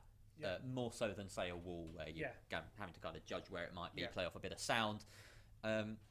So yeah, that could come through. It could, you might start seeing bulletproof cams on the floor, right? Like, it could happen. It's a meme, but now they can move around as well, so that's actually quite useful. Depending on the positioning, it could actually be viable, I think. And also depending on the positioning, it might make it harder to shoot out from a vertical angle or from a cross angle or something. So you may start to see that sort of thing happen. And yeah, I'm excited to see if it does. At the moment, people are still leaning on the sort of impact nades, the tried and tested things. No one wants to be too risky right now. But I think if anyone needs to be risky, it's probably APO. At this point, they are 2-4. 2-4 is the scoreline. And they're going into attack on Clubhouse. That's not a good sign for them. It's not a good sign, but on top of that, they might feel a little bit more comfortable on the attack. You don't know what team favours. I mean, the thing is, so again, it's the same kind of points we make all the time, but we have to make them because they're so important. Clubhouse, been in a map pool for so long. I mean, has seen slight changes, but nothing that could be map defining. Teams know how to attack. You think towards the BDS attack when and towards the kind of CCTV and cache, it has almost been standardised amongst all of our 6. You think towards the likes of gym and bedroom, the way that you take that. I mean, all in all here, Jerry, I'm not surprised by everything that we're seeing. I don't think we'll see anything too crazy, but at the same time, well, we're just going to see how these two teams interact. Yeah, and finally we are back in. Thank you very much for your patience. Fingers crossed, hoping that there'll be fewer delays as we progress through the day. So do sit tight and get snug and cozy. We've got now second half here. Action phase just about starting, and we're starting on this cache defense. Very similar look, in fact, almost identical look to the way APO defended here in terms of operator lineup. You've got Reich roaming with the Malusi, you've got the Thunderbird for those Kona stations, mute jammers for wall denial and drone denial, and those double catchers. So very, very similar philosophies here. You can see a little bit of extension being done by Aztec, but that's really just making sure that construction is maybe a slightly more rotatable position. You can see the attackers, they are going to aim to try and take control of, well, whatever they can, but primarily garage. And you can see really the main difference I could spot is that you've got Atlantic playing down inside of bar, and he's actually got the foot level holes into stock to instantly deny that entry. Yeah, he certainly has, and I mean, he's already been aggressive on towards that entry area. I mean, it's such an important area, Jerry, when you think about it, in terms of what can happen with frag grenades, etc. Even if you have a Zofia, we don't have any Zofia or Ash in that form. It'll be interesting to see if we do see a return of Ash towards the competitive side. Obviously, our recoil a little bit better, but Atlantic, though, he's been better than his opponents. EC Kovac dropped, and that's, well, a huge pick. You think on it, that's one of the hard breaches gone, and well, that is also Atlantic gone. Huge picks coming out here, and well, very good action as well. Very nice pre-fire there by Atlantic, and you can see as well the ace getting to hard work on the side of APO. They've gone for a slightly different look here on the attack. Bit of roam denial as well, or map control, should I say, with the Nomad, but more importantly, Reich finding that frag on the defense, making sure that they are still in this one. No garage control yet with 1 minute 18 remaining. This is pretty dire for APO. They don't have any frags in pocket either, with Jaff having spent both of his. Gonsit used to clear one of those pesky banshees, but now you have to deal with a player and all of that denial up the top. It's going to be very tricky. They have to hope that they land some shots, but here they come. Brilliant kills flooding in from JMXC. Jaff taken down though as Reich strikes, and now 2 versus 2.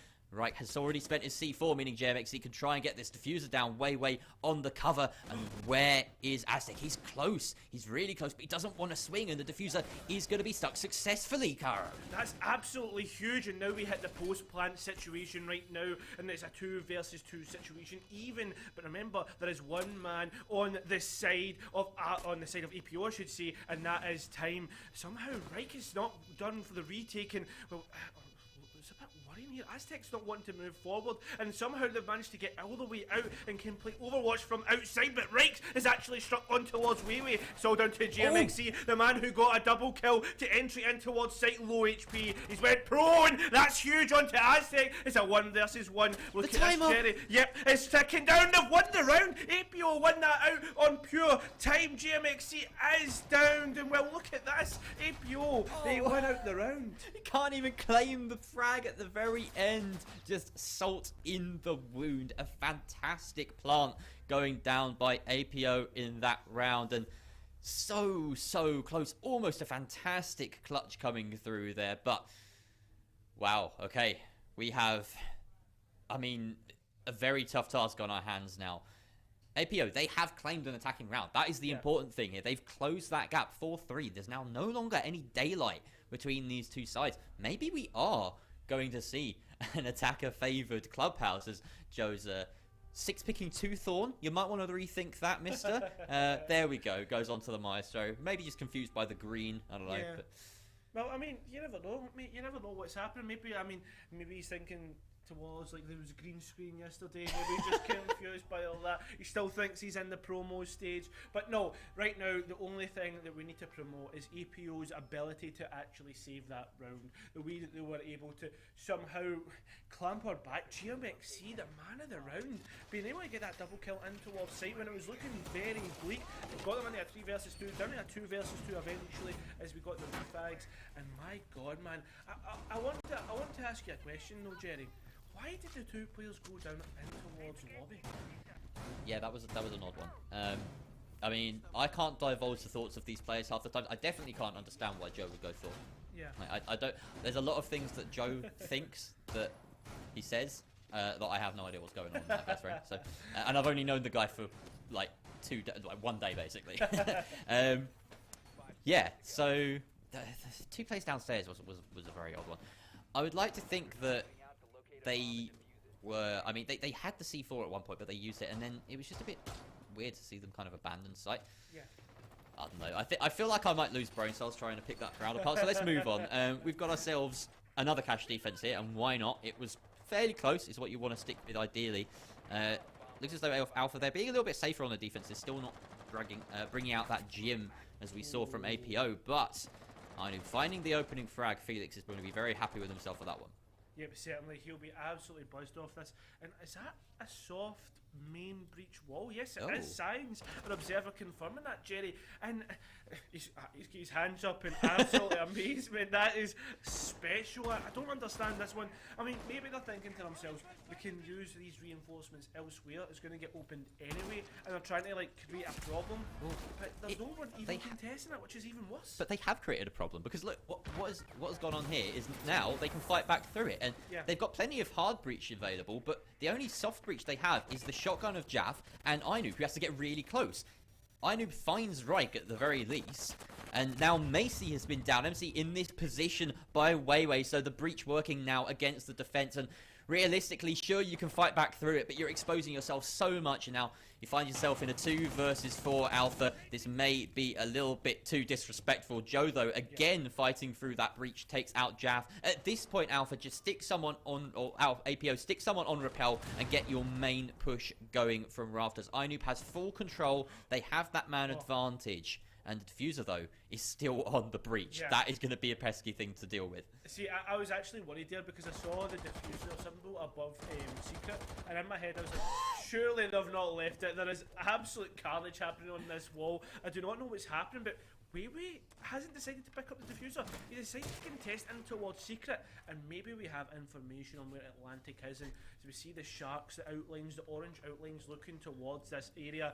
Yes, I think it is, Jerry. They're trying to creep in and pick up this frag. Atlantic's not even looking. It's a 3 versus 1. Diffuser to come down as soon as they start to move in towards the site. Nades fly left, right, Brilliant. and centre. Beautiful work from APO, and I think the key word in that round was something that you said: disrespect. Yeah, that was just a little bit too far from Alpha. And what does it cost them? It's cost them their lead. They are now 4-4. They had a 4-2 split here, and we were saying, oh, it's difficult to grab attacking rounds on Clubhouse. APO have just grabbed 2 in 2. That's fantastic from them. I feel as though they have to rotate away from Cash now, and they are going to do that with a Church defense coming out. Yeah. I think Ainu had a fantastic round there. 3k, if I'm not mistaken. Yeah. Either that, and then he contributed to the final kill as well with the nade up red to force that gunfight. Well, it wasn't even a gunfight. It was just a second nade. So, yeah, brilliant round from the Sledge, and he'll be very happy leading from the front, as the captain will like to do, and they've pulled this one back. So a much closer Clubhouse than I think we were expecting, considering the split, and considering this is Alpha's map pick. APO surprising us. Another point I want to make out here: how easy it is to manipulate this bottom floor if we don't see a roam coming out from Alpha, which I imagine we will. I mean, you've got Reich, you've got Atlantic, you've got Reich. I mean, they just want to roam these players. Yeah, exactly. I mean, this is you could almost argue that you'll probably see an SSG type split with a 2 on site, 3 up top. I don't think we'll see that, but you could argue that with the quality in the team. But the point that this is going to be made is we need to see how good APO are on their roam clear. I think if they do things right, and they can manipulate the site well through soft destruction, through utility, through moving the players in towards other players' line of sight rather than taking gunfights, this could easily go 5-4 APU. Looks like Reich is intent on roaming somewhat. He is heading up to the top floor, so you do get a little bit of that split, but it looks like it's going to be more of a 4-1 Reich deciding to go solo, and that's understandable with the utility that's being brought on the side of the defense. They've got a lot of things that gain a lot of value towards the site. You know, you've got plenty of shields, plenty of barbed wire. We actually see 4 barbed wire. That's a rarity nowadays. And those, again, the catcher denial, which so far, I mean, we've seen the APO, they're burning it decently, but also this site, you have to devote some of that utility to the vertical, to the point where, for instance, we even see the soft breaches on JMXC, rather than taking, you know, for instance, you could go with a thermite and have smokes to burn stuff, but instead it's a light nade setup for nowadays. You've only got 4 instead of the typical 6. Again, Jaff on that Jackal. That's the main thing we're looking at. Will he be able to get value? Because Atlantic is now on that roam as well. And it looks like they've completely bypassed a roam clear, going straight for the kitchen dirt approach again. Yep, they certainly are. And another thing that we need to point out here, Jerry, is the fact that there was 2 impacts available for Mr. Joe, but they're actually not being used, which is an interesting one. They're going to be kept in pocket, as well as 1 more barbed wire from Atlantic. But they're, oh, sorry, for some reason I thought MC was actually one of the attackers. Right now, it seems as if things are slowing down. We need to keep an eye on Aztec, though, as he's in a very aggressive position and potentially could find a freebie, but it's GMXC to take a lot of damage there, and that's in towards dirt. They've got pings on the roamer as well, but MC taking out 2 in dirt. That has completely shut down the dirt push from APO. Alpha now sitting pretty, a minute 20. Kovac needs to hope that the wandering body of Atlantic will just come into his arms here, but I think they're not going to risk anything. A triple now for MC. A quad! What is happening in dirt? It's a massacre. They're trying to recover Diffuser, and now it's only Kovac and a possible ace here for Atlantic, but no, Reich is the one to take the last down. It was in fact MC, of course, on that 4K. Reich just getting a bit bored and saying, hey, you can't have all the fun. Yep, he certainly was. He was just taking that last kill away from his teammate. And another thing that we have to say, though, Jerry, I mean, I don't know if it was maybe a retrieval of the diffuser, but they just absolutely fed MC, and he was able to pop off just like that. 5-4 now. And look at Mr. Joe and GMXC. Are we going to see a clash of the shields? We may well do. Pun intended. So, we may well do. I feel like this is an interesting adaptation, considering you don't necessarily know that they're going for that cash site, and realistically, that's the most useful one to go and take a Monty for. They're flashing it, switching to the ace, similar sign on the side of Alpha. Those shields are just, you know, it's kind of a... there's a saying, but it's definitely not PG, where you're trying to big yourself up. You know, basically puffing up your tail, shall we say. Puffing out the chest? That. Let's go with that. So, it was, just a bit of chest puffing, it would seem, on either side, and they're not actually going to stick with the shield instead. Reverting to something a bit more default. Again, this is the first time we get to see Alpha on Jim. They've avoided it so far, and they've been scared off of that cash defense. So now, kind of being forced here, after gathering that first defensive round. If they can get one here, then they at least force overtime. Of course, I'm so used to the kind of league system in BUAL where it's like, oh, they get a point. No, every map counts. You just want a win. Doesn't matter how, you need that win. Yep, certainly. An interesting thing from Mr. Joe, they're actually shooting out the kind of Mina window, the soft destruction around the Mina window there. I don't know what that was for. But interestingly, with that 6 phases, I've actually ended up countering one another with the fact that the ace was picked, which is obviously a direct counter towards Mina. All in all, not really worried about the 6th pick there. I need to see exactly how the teams interact. The one thing I will say though, I do not like the Jackal. Obviously Jackal, good for kind of closing out roamers, but on this site, no. Jackal's not really needed. And another thing we need to state, maybe they don't know exactly what site it is, but they certainly seem to know exactly where Atlantic is. I mean, you could argue it's a bit of a win-more operator in this situation, as JMXC does find that opener onto Atlantic pretty important. But yeah, he's not going to gain too much value where you're expecting him to. More if he survives into the late round, he can make it pretty much impossible to win with live pings on any remaining anchors. You can see here, the cash hold is still going strong though for Reich. He's holding firm. He does have soft walls to his left. He does need to be careful about those. But with empty at the top of red, no longer as Weiwei sends a nade his way. Now Reich trying to hold firm. Weiwei with a second as he catches Mr. Joe trying to rotate. But Reich hasn't been cleared out. Weiwei, what are you doing? A fantastic performance so far up until that point. And now a 2 versus 4 spells hope for Alpha. Certainly does, but Reich's trying to hold down this position as Sentinel, the last Sentinel, but is he going to be the last to fall? It certainly doesn't seem likely, as it seems that he's going to be the second last as EC Kovac shuts him down. Aztec trying to refrag, but what is the point? Why even contest? 5-5, Jerry, and well, it is confirmed we will have all 12 rounds of regulation in this matchup of Clubhouse between Alpha and APO. CCTV, the last place that we're going to see the two teams contest. Oh, sorry, second last place we're going to see these two teams contest. Yeah, and I mean, you can understand why, right? Sure, they were scared away from those cash defenses, but that was abysmal. I gotta say, from Alpha, unfortunately, therefore they just took too many engagements, it seems, early on, and they didn't even get the chance to defend their site. They had a mirror. Yeah. And they didn't get to use it once. I think another thing as well is we need to talk about the kind of utility usage on that front.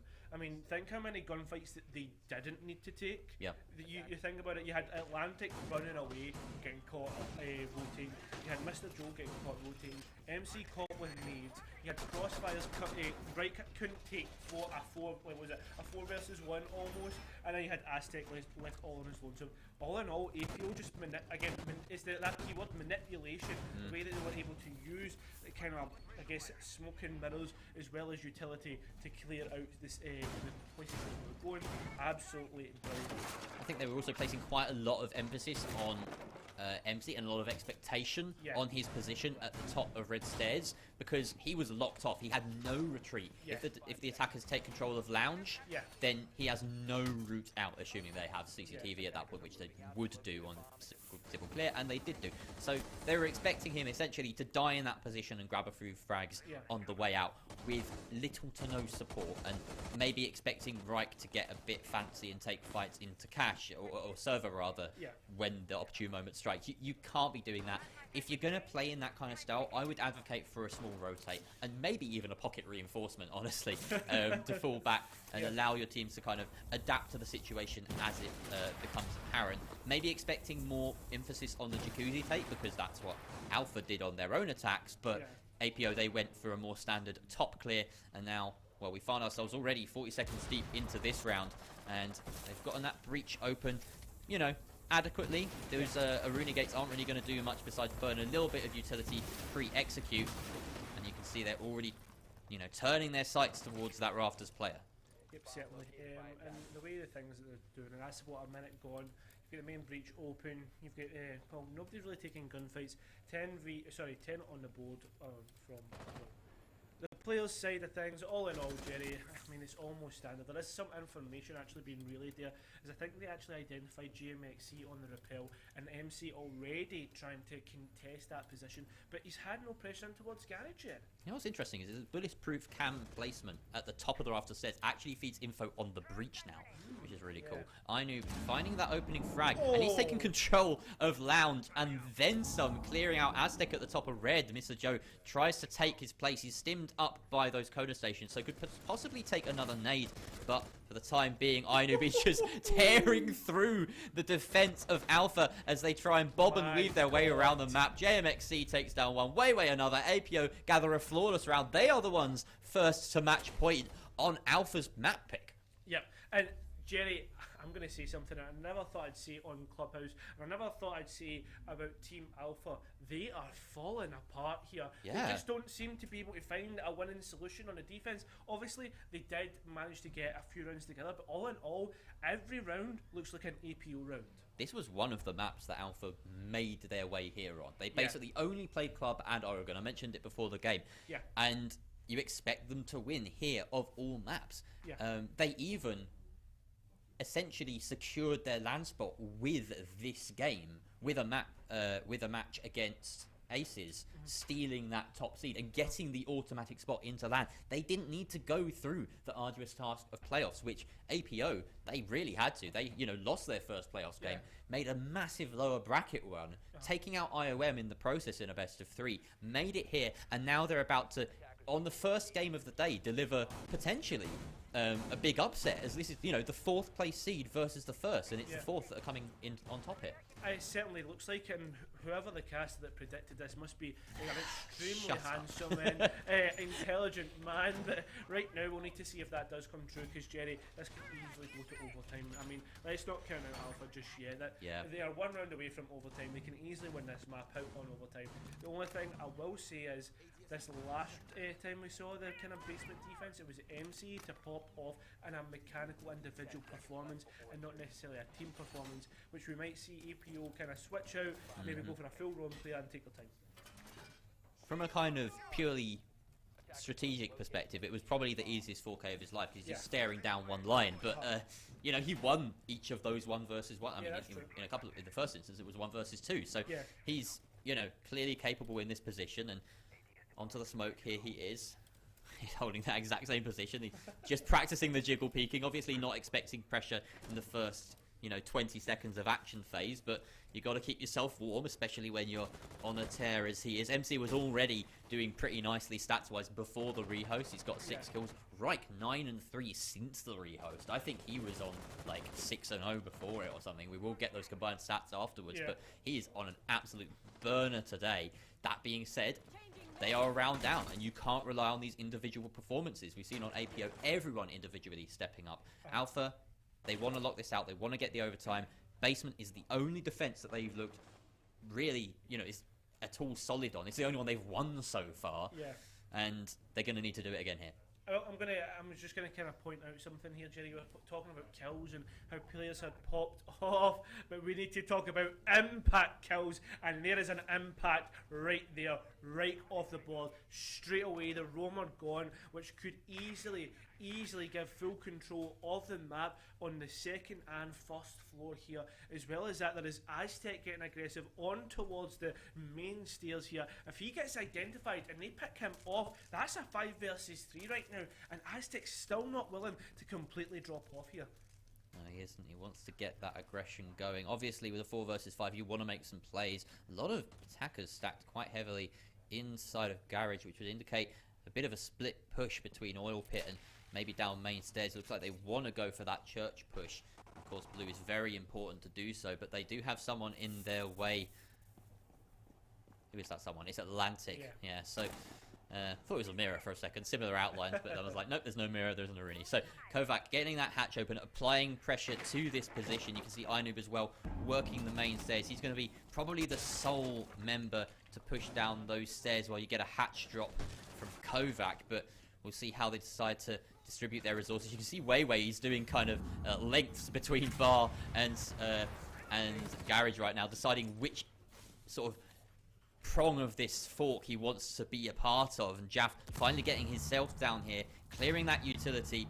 We've got a 5 versus 4 in favour of the attack. Can they clear this with 30 seconds left? Oh, a nice little trade there coming through. A peek out from Atlantic to pick up Weiwei, but it's only Finka gone, obviously. More HP can be gained from this, but look at the gunfights being taken here, Jerry. 15 seconds remaining already, an attempt being taken. But Mr. Joe's been able to creep through and drop the diffuser. He stopped the defuse, 10 seconds remain. They need to collect this out, but it's all turning into a bloodbath here, as there's only one player remaining. It's Ainoob. It's the clutch potential. 2 seconds remain. The players stay back, out fucking firm, overtime, and my god, what a way to come back into this, the way they kind of set up the crossfires. I thought after Atlantic got dropped it was all going to be APO, but the point that we need to make here, that defuse attempt, 15 seconds still to kind of set up crossfires, etc. That could be the defining moment. Yeah, I mean, APO just seemed like they jumped the gun there with the plant. They didn't have the blue control that they needed to cover that swing. It seemed too easy for Joe. He was like, how have I gotten away with this? How is there no one else here? There's no one in motor, there's no one in blue. I'm just free to swing. He must have thought that was a suicide mission. I think he survived until the end of the round. It was quite something, and unfortunate for APO to just slip up at that last moment, but you could see it in the kind of late to mid round. They were really struggling with their positioning. They didn't know how they wanted to execute. They didn't have a clear image in their mind of where these pieces were going to be placed before they pushed in, and they managed to gather, you know, even a man advantage. I think they took the first one down and then got traded out. Still, you're in a 4 versus 3 with 20 seconds left. That's doable. I just wanted to see them cross the line there, because it almost felt like APO deserved it there, but they kind of bottled it, and now they have the attacking side of overtime in an attacker-sided clubhouse. But I feel as though the way that these halves have gone, you've had a sort of trend of defenders understanding the takes that have come through, and we may well see that sort of typical switch where you get an attacker favoured regulation and then a defender favoured overtime. Who knows? Who knows indeed, but I'm going to make it. I genuinely think this is still going to go APO. I think they'll win this round out. Obviously, we saw Alpha understand and kind of making an adjustment, but remember, another point that we need to make, if APO decide to come to the same site as well, they started to understand that the roam was slowing down Alpha and really kind of disrupted the full attack. So that's something to keep your eye on as we move forward into this next round. But looking forward here, APO will recognise where they went wrong. I mean, they almost cracked the nut there, and the way they were trading out, the way they were working as duos, working as a unit. It's just that one plant attempt. If they just made the set up the crossfire, could have been a completely different round. Yeah, and you can see that they adjusted to the fact that they got absolutely mullered in dirt by choosing a completely different take. They were like, we don't have to deal with MC if we go this way, right? It's so much easier. But it was a matter of time. You know, that is a lengthier take. It's something maybe that they were kind of forced into, because you take your more comfortable one the first round, meet a brick wall, and then decide to switch over. And it's understandable that maybe some of the pieces weren't in place, and that that take was a little bit laborious at the end. But it just shows that in Clubhouse you really do need strats for every site, but not just strats for every site, multiple strats for every site, so that you can play off what your opponents are doing, play off, you know, who's just on fire on the day. You know, if you've got a smoke main in your way, avoid dirt. Makes perfect sense. But again, we're talking about time being an issue here, and APO, they seem like they're labouring over the roam clear. They have full control. They might not necessarily know it yet, but with JMXC on that Jackal, you've got to be getting in maybe a little bit quicker. Here we go, finally, Jaff making a little bit of an early entry. If he can get a pick here, I don't think Alpha would expect it. No, certainly, but it seems as if Alpha don't really know where the take's coming from. As we look towards where the outlines are, they're more over towards blue. I mean, you've got two kind of looking that way. No one's really recognised the church pushing. Maybe this could be smoke and mirrors once again, this time from the attacking team. And are they... What what's happening here? It seems like there's a bit of tension here. Aztec's taking a gunfight in towards Oil, and Weiwei's obviously pinging that out. Nades could come through here. Nothing's come through just yet, Jerry. This is again looking worrying as the time ticks down. Atlantic, the first one to make the inflection, but the trade comes through on towards Aztec. Atlantic's position becomes weakened already. This is a tough situation here for APO. 45 seconds left, but Ainu finds Reich with a nade. So often the way to open things up. These nades have played such a part in the games today. Oh, Atlantic, though, getting aggressive, finding his second on the round, holding firm inside of blue. Ainub inside of sight, but he hasn't cleared dirt, and now he's got defenders on either side of him. Finds no one as Atlantic and Macy collapse. Now it's all on Kovac. Atlantic downed in the process. A 1 versus 2 potentially here. Not really safe to go for that res, but you can see MC just holding inside of dirt. Expects to swing. Oh, looks away at the wrong moment. 10 seconds left, and now the intel is there. Bulletproof cam reading into his location all that time. Simple for Joe to peek on up, pre-fire that red ping. Nice wall bang to close out the first round of overtime. Yep, certainly a little bit of BM in the chat there, Jerry, after getting that first round in overtime. Maybe the tension's a bit high for Alpha, so now they're putting kind of a different look on the round, maybe thinking, do you know what, we'll try and upset our opponents. But right now, right there, that round was so pivotal, and the way that it was taken, I thought EPO again had the advantage, but what was the drop down in the solo push? They're just not dealing with dirt. Every single time, MC is in a power position to deal with the push. But at the same time, you don't often see blue and kitchen hatch pushes. Yeah. Because it's kind of like two opposite sides of the Battenberg cake, right? You have like the little kind of grid square that is Moto, kitchen, dirt, and blue. And I guess mainstays is kind of like, you know, a little bit of like lemon drizzle on the side. So you need to kind of approach from a certain direction, and that's why you see dirt and kitchen takes, and that's why you see blue and moto hatch takes, or blue and main. But you don't get that kind of diagonal because it doesn't work. You know, that dirt door is such a power position. At the end, Church, you could see Joe had the easiest time of his life, not just rezzing a teammate in like the dying seconds, but getting a wall bang.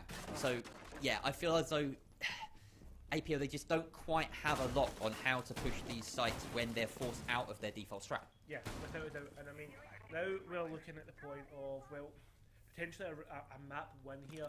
And again, Alpha on the more favoured, more historically favoured site in this matchup alone. APO, again, they did identify how to defend this bottom floor, but Jerry, I don't know if it will happen here. They've left 4 on the site. There is 1 roamer. I don't know whereabouts he is. Yes, it's GMXC again on the Thunderbird, all the way upstairs. But maybe Alpha have learned and remembered. Well, remember we did have that roamer that kind of caused us some problems. Does have a Kona station in pocket, which is absolute key for this roam because they'll be able to self-sustain. Right now, we'll need to see exactly what happens with the GMXC roam and the Ainub aggression. Ainub on 11 kills, having a pretty good time for himself. He wants to have a little bit of cover for JMXC just so that the Thunderbird isn't completely blind on the retreat, but at the moment there's no reason to do so. There's very little pressure coming in his direction. Once again, Alpha just ignoring the roam for this early round, getting that kitchen hatch open, getting dirt clear. They're very single-minded about how they want to do this. It worked the first time, didn't work the second, as APO were very passive, and that kind of passiveness could work for them yet again on defense. It needs to, otherwise we see Alpha take their map pick and force us on to Cafe. Weiwei sitting currently inside of dirt, looking through these cams. He knows that pressure is pretty much mounting on him as he falls back from that shield position. Banshee cleared, ADS cleared, barbed wire begins to be cleared. Reich being very efficient, but it looks as though that Gon 6 didn't quite hit its mark, getting taken out by the ADS. Nade should do the trick, though, as he knows Weiwei's around the corner, sends it aggressively past the shield. Doesn't clear the shield, however. That means that he's still kept at bay. This back and forth here. Will Weiwei swing? Will he not? We don't know. Only time will tell. Certainly, I mean, at the same time will tell, time's ticking down though, Jerry. Weiwei, again, still being able to hold on to this position. They're trying to clear it, but they're wasting time, and Weeby's position is absolutely huge. And remember, in terms of denial, Jerry, we don't really have much apart from GMXC on the roam, and Alpha haven't identified that. We're seeing the outline slowly lurk, almost like a predator looking for their prey. And will Macy's actually shut it down? That's so huge. MC popping off there, but we're waiting for Weeby with anticipation, and there it is, the huge kill there on towards right, trying to get the refrag, but they can't do so, and as he swings, he gets taken down. Alpha, they have the advantage. They certainly do. A 4 versus 3, but with 33 seconds left, do they expect the oppositions of these defenders? Jaff holding Hatch, but Aztec takes out Kovac now. A 2 versus 4. Jaff needs to pull something out. He gets taken out by MC. Diffuser going down by Mr. Joe. Just one person standing between them and the next map, and he is gone out for the count. A fantastic round for Alpha. They close it out 8-6 in overtime. A hard-fought victory indeed. Yeah, it certainly is hard fought, and I mean, APO, they'll be absolutely gutted, but so much can be taken from Clubhouse. They have pushed the best team, the #1 seed, the team that, well, I mean, I think the only game that they had lost was a forfeit. Absolutely huge there. And Jerry, what a match all in all. Yeah, absolutely riveting stuff. I can't believe that at the very start of this entire LAN, we got 2 back-to-back 2vx clutches. Like, that is such a way to kick off this LAN. And we've got so much more coming, I can tell you that for certain. Right now, we're going to throw to a fairly short break just to make sure we can get the second map up and running. It will be APO's pick of Cafe. We'll see you in a few.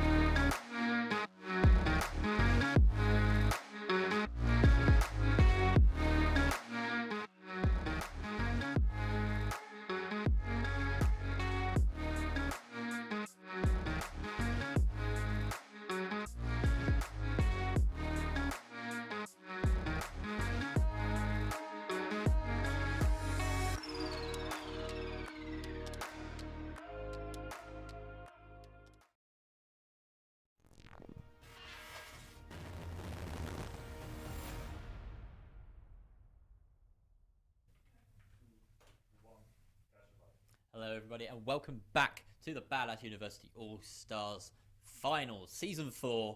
We've just witnessed a fantastic match, an overtimer, 14-rounder coming out from Team Alpha.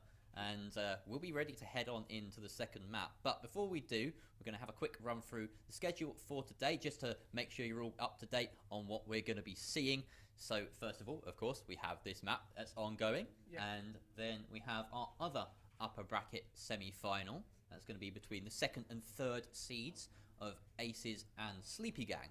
And then, of course, we have our remaining matches, which will be the upper bracket final between the winners of these games and the lower bracket final as well. So we're right in the middle of that first one. Sleepy Gang versus Aces, that's going to be a really cool one. But so far, I mean, Alpha showing that they are coming out here and they, you know, they want to dominate. They want to be at the top of that food chain.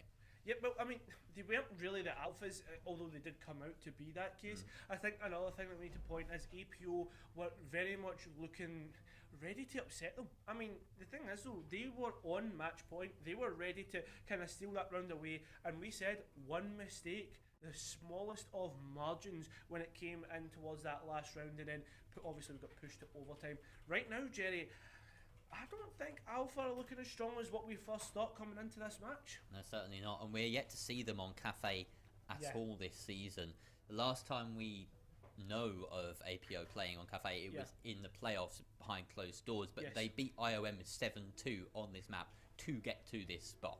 So pretty important stuff from them, and a bit of a statement as well. The other thing is it being behind closed doors, no VOD on that. Yeah, exactly. So very difficult for Alpha to counter that. Yeah, and certainly another thing that I was talking to Ainub about, I mean, Felix, you kind of saw him performing that last map there. I was saying to him, I was like, so what are you guys thinking coming into this kind of map ban phase? What are you guys wanting to do to try and upset Alpha? Because obviously, coming up against MC, coming up against Reich, they said, I'll tell you something, I teamed with Reich last season. One thing I didn't see, Reich play on Cafe. Another thing that I want to point out, 9 did play on Cafe last season. This was when they were in the kind of tumultuous time, the time at the start of the season we were like, 9 are a throwaway team. Yeah, exactly. Like they really subverted our expectations that season, exactly. didn't it? They turned it around insanely to win the whole thing. And yeah, there is a little bit of history there as well, because of course Ainub on that team, and now he's playing up against his sort of champion teammates. Thus, as is the way with BUAL, with the constant shuffling, it's a really exciting way of keeping things competitive. To the point where, you know, we're very used to seeing in the group stages very close games, lots of 7-5s, lots of overtimes. There was one season where I think we didn't have a single game that was like less than 10 rounds. So yeah, it's always kind of feeding this constant competition, and you can see it now with you know, that is as close a game as we could almost possibly have between the first seed on their map pick and our 4th seed, right? That subverts expectations right from the off. Yes, it certainly does. And I mean, again, it shows you the quality in the league. It shows you how well the competition works. And finally, on the LAN finals, it's a completely different dynamic once again between these players. Because, I mean, I think there is only one player out of the full 20 here that has actually had LAN experience, and that's Syrup on Sleepy Gang. So these two teams don't know what it's like to play on LAN, and the thing is though, everything always hits 100 times harder than what it does on WAN. Yeah, it's a completely different experience for everyone. We'll get to Sleepy, of course, with that nice SEL win they managed to get a couple of weeks ago. But yeah, of course, that's Sleepy Gang, and right now, Alpha. I mean, they came into this, and I have them personally possibly coming like second in my like overall predictions as a caster. I think Sleepy Gang are just an edge and above, but I mean, and so far from what I've seen, I don't think I was wrong to assume that. But then we haven't seen Sleepy Gang in this completely new environment, so I feel like all bets are off at this point. Yeah, it really is. I mean, I would really hate to have stuck money on this. I mean, thank God we haven't. But, well, it is Cafe Dostoevsky where we're going to get our map ban phase. And, well, as you can probably imagine, we're almost expecting it. And no, interestingly enough here, Jerry, a Nomad to be banned, which maybe says to APO that there is a distinct type of play going to be brought out here when they go on towards the repels. It's also something that we saw APO lean back on their attacks in Clubhouse, was the Nomad, and then it sort of rotated to the Jackal. On a map like Cafe, it's a lot more compact. The Nomad gets a lot more value and does see a fair amount of competitive play here. So it's an understandable ban. The interesting aspect of this, of course, is that it forces APO into that Thatcher ban, essentially. You don't want to be leaving him on the board, especially in a league where we've only seen games with Thatcher bans. Now is not the time to leave it open and see what the other team can actually do when he's there, because you could end up with pretty scary attacks. The Valk ban makes perfect sense. This is a cube map where her cameras, especially outside, get immense value, and then even within the building, you've got these, like, you know, no man's lands of bar, for instance, and piano that you can't really get into a position to shoot the cam very easily all of the time. So even indoor cams have a lot of value, and the mirror, the final ban to round it out, meaning that we are going to see a fair amount of Kaid play, I expect. Yeah, it certainly does. And I mean, Kaid, I mean, the fact that there's multiple floors has some really great hiding spots, so we'll need to see. I'm not, maybe not necessarily an IQ being brought, but certainly there's going to be a lot of discovery in terms of APO trying to, well, I guess, dismantle the alpha setup through information and then action as well. But I mean, see something I want to point out there, Jerry. That Nomad ban, absolutely huge, because right now that allows your Rights, your MCs, your Aztecs, your Atlantics, Mr. Joe, all of them able to now run out without contention. Well, I mean, I guess you could bring a gridlock, but all in all, right now, I think we're looking at potential really aggressive playstyles here from Alpha, and if APO can recognise that, shut that down early, then I reckon we could easily see APO taking advantage on the defence. So I think we mentioned earlier, it's odd to be in a state of play where Cafe is off meta, but we really haven't seen it too much throughout BUAL. This is only the 4th time it's been played, and with, you know, a 19 round robin effectively, that's a lot of games that it hasn't. You know, you've got, for instance, like 10 and climbing clubhouses over the season. So this is really quite unusual in the current meta, and we get to see it kind of played out here. It does look like, however, Alpha have opted for something that's fairly standard with the Aruni and the Jaeger. Plenty of shields, especially with the Goyo in tow, to protect this pixel position. You've even got the castle, and I'm a big fan of the castle on this site because it allows you to extend your setup, maybe cover a few rotates that are otherwise, you know, a little bit risky. It's yeah, especially with that 4th barricade, it's a lot of extra protection, and it looks like a fair amount of it going towards the pixel player with all these windows sealed up, shut. Certainly is, and I mean, another thing is obviously it does kind of burn through destructive capabilities. I mean, obviously iNoob has taken the kind of the cable or operator sledge, the fact that he's able to kind of destroy these barricades early, but he has to get up close and personal. That's the one I love as well, the one in Cigar Shop, just to allow that position to be played. You add an extra buffer room to your entire defense. It's a fantastic one, especially with the Aruni gate to sort of sure it up on the defensive side. It can tank another explosive, so you'll see how effective that can be. But for the time being, that migration to the very top of the cafe roof is being completed by APO. They've got a Capital. Now, let's turn our attention to the attack. We've said a lot about defense. Capital is a fantastic operator on this site. Bringing those hard-breaching gadgets as well, you're going to expect to see a fair amount of him. But the Twitch does strike me as an odd one, especially with the mirror ban. Yeah, I actually agree with that. That is a weird pickup. Especially when you think towards Cafe, the structure of it, the way that that is generically played, you think maybe towards maybe even a Finca again, because the fact that you can bring those nades, bring the gun 6, more soft destruction, maybe even with a Zofia or Ash, considering that the recoil changes came through. All in all, is an interesting one, but well, right now we're already seeing the first frag getting taken up, and it's Mr. Joe to fall. And that Ella immediately being countered by the stunned Jaff. It didn't matter, he was still able to land that shot, just expecting the swing and timing the shots very nicely indeed. But these Grishmots persist and are going to hold him at bay for the time being. That asphyxiating bolt not quite hitting the mark. Oh, empty! Lovely shot onto iNoob on the rappel, and that's put the sledge in the dirt. That's quite a fall he's just taken. Kovac goes down as well. And now 4 versus 3 in advantage of Alpha, and they still don't have this control inside of Piano. They're vying for it. Shield has been taken down, but Aruni Gate's still in place, and MC persists inside a bathroom. Certainly does, and well, AC Kovac does get picked back up at the Capital utility coming through there. And the Iana drone, I don't even know if it necessarily picked anything up, but already we're seeing GMXC. What a lovely shot that is to shut down the Talisman themselves, but look at the flag coming from below. I didn't spot it. Oh, Atlantic, of course he's behind. He's underneath. He's spent his C4 already, though, so he does need to make his way up the red stairs, and it's the kind of play that Nomad ban can facilitate. I don't believe we had any Claymores on the side of the attack, so they really have to keep an eye on this guy, and it looks like it's up to Kovac to hold that flank while GMXC goes for a plant by Shaiko. Atlantic forced back, but Reich is holding firm on site, taking one out. Atlantic caught out on that rotate, and JMXC now attempting the plant. Aztec will take out Weiwei, but the diffuser is being re-attempted. Oh, the shots from below with the super shorty force him up, but that just makes him engage with the final anchor. And now he can get a plant down inside of trash. Aztec is miles away. This plant will surely go down. Kovac on a sliver of HP on the cover. This does give Aztec some hope, because that UMP, pretty high damage, even at distance. Certainly going to be able to take him down with one shot, but then he has to deal with the ace as well. Takes a lot of damage from said ace, and now has to rotate around Cocktail, his location known, but he's getting fresh pings on both of these attackers, and 30 seconds left. He does have an opportunity here, but he knows he has to walk through a crossfire, find one at a time, but he can't do that. JMXC gets the frag he needs for that first round.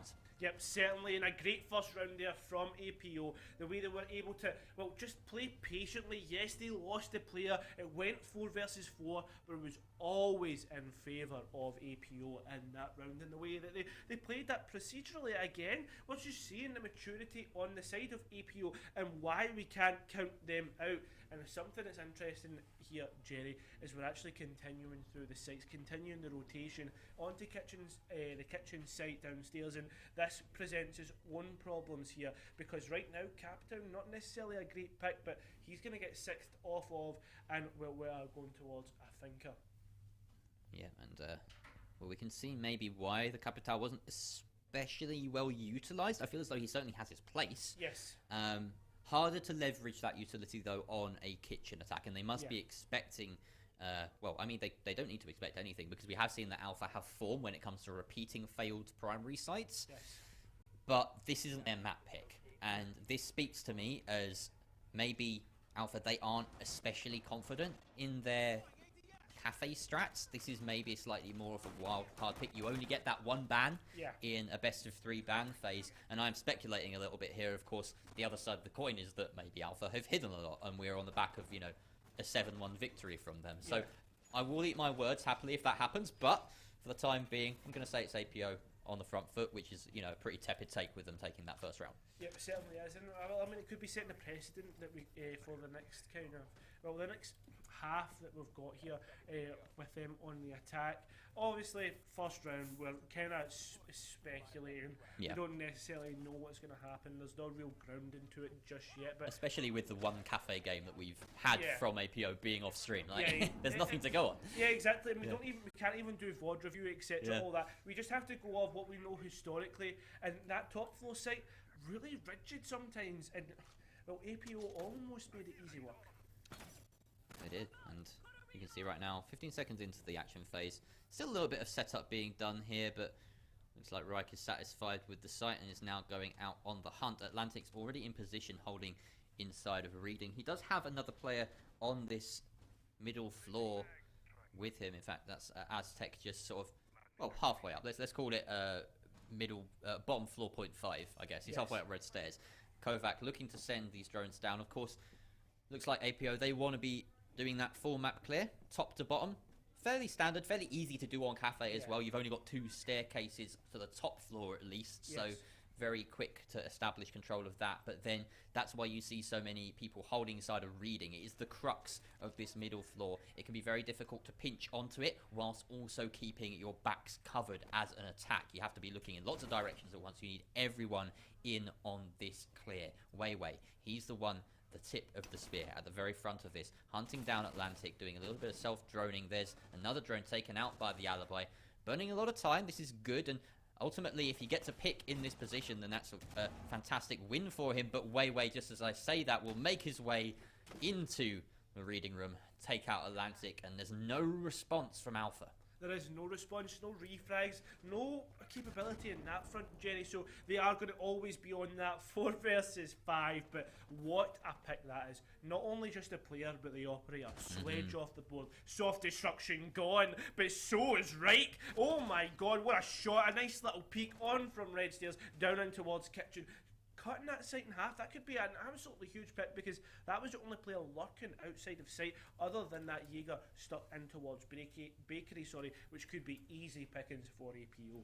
Plenty of nades still on the side of APO, but they do still have a lot of utility to have to burn their way through, and not many other throwables to their names. A couple of smokes on the Twitch, and here come the breaching patches from JMXC. Certainly not the ideal scenario with Ionoob out of the picture as a sledge, but it will have to do for the time being. Now turning their attention to this freezer breach, and Kovac has to reposition himself because he doesn't want to be exposed while he goes for that drone.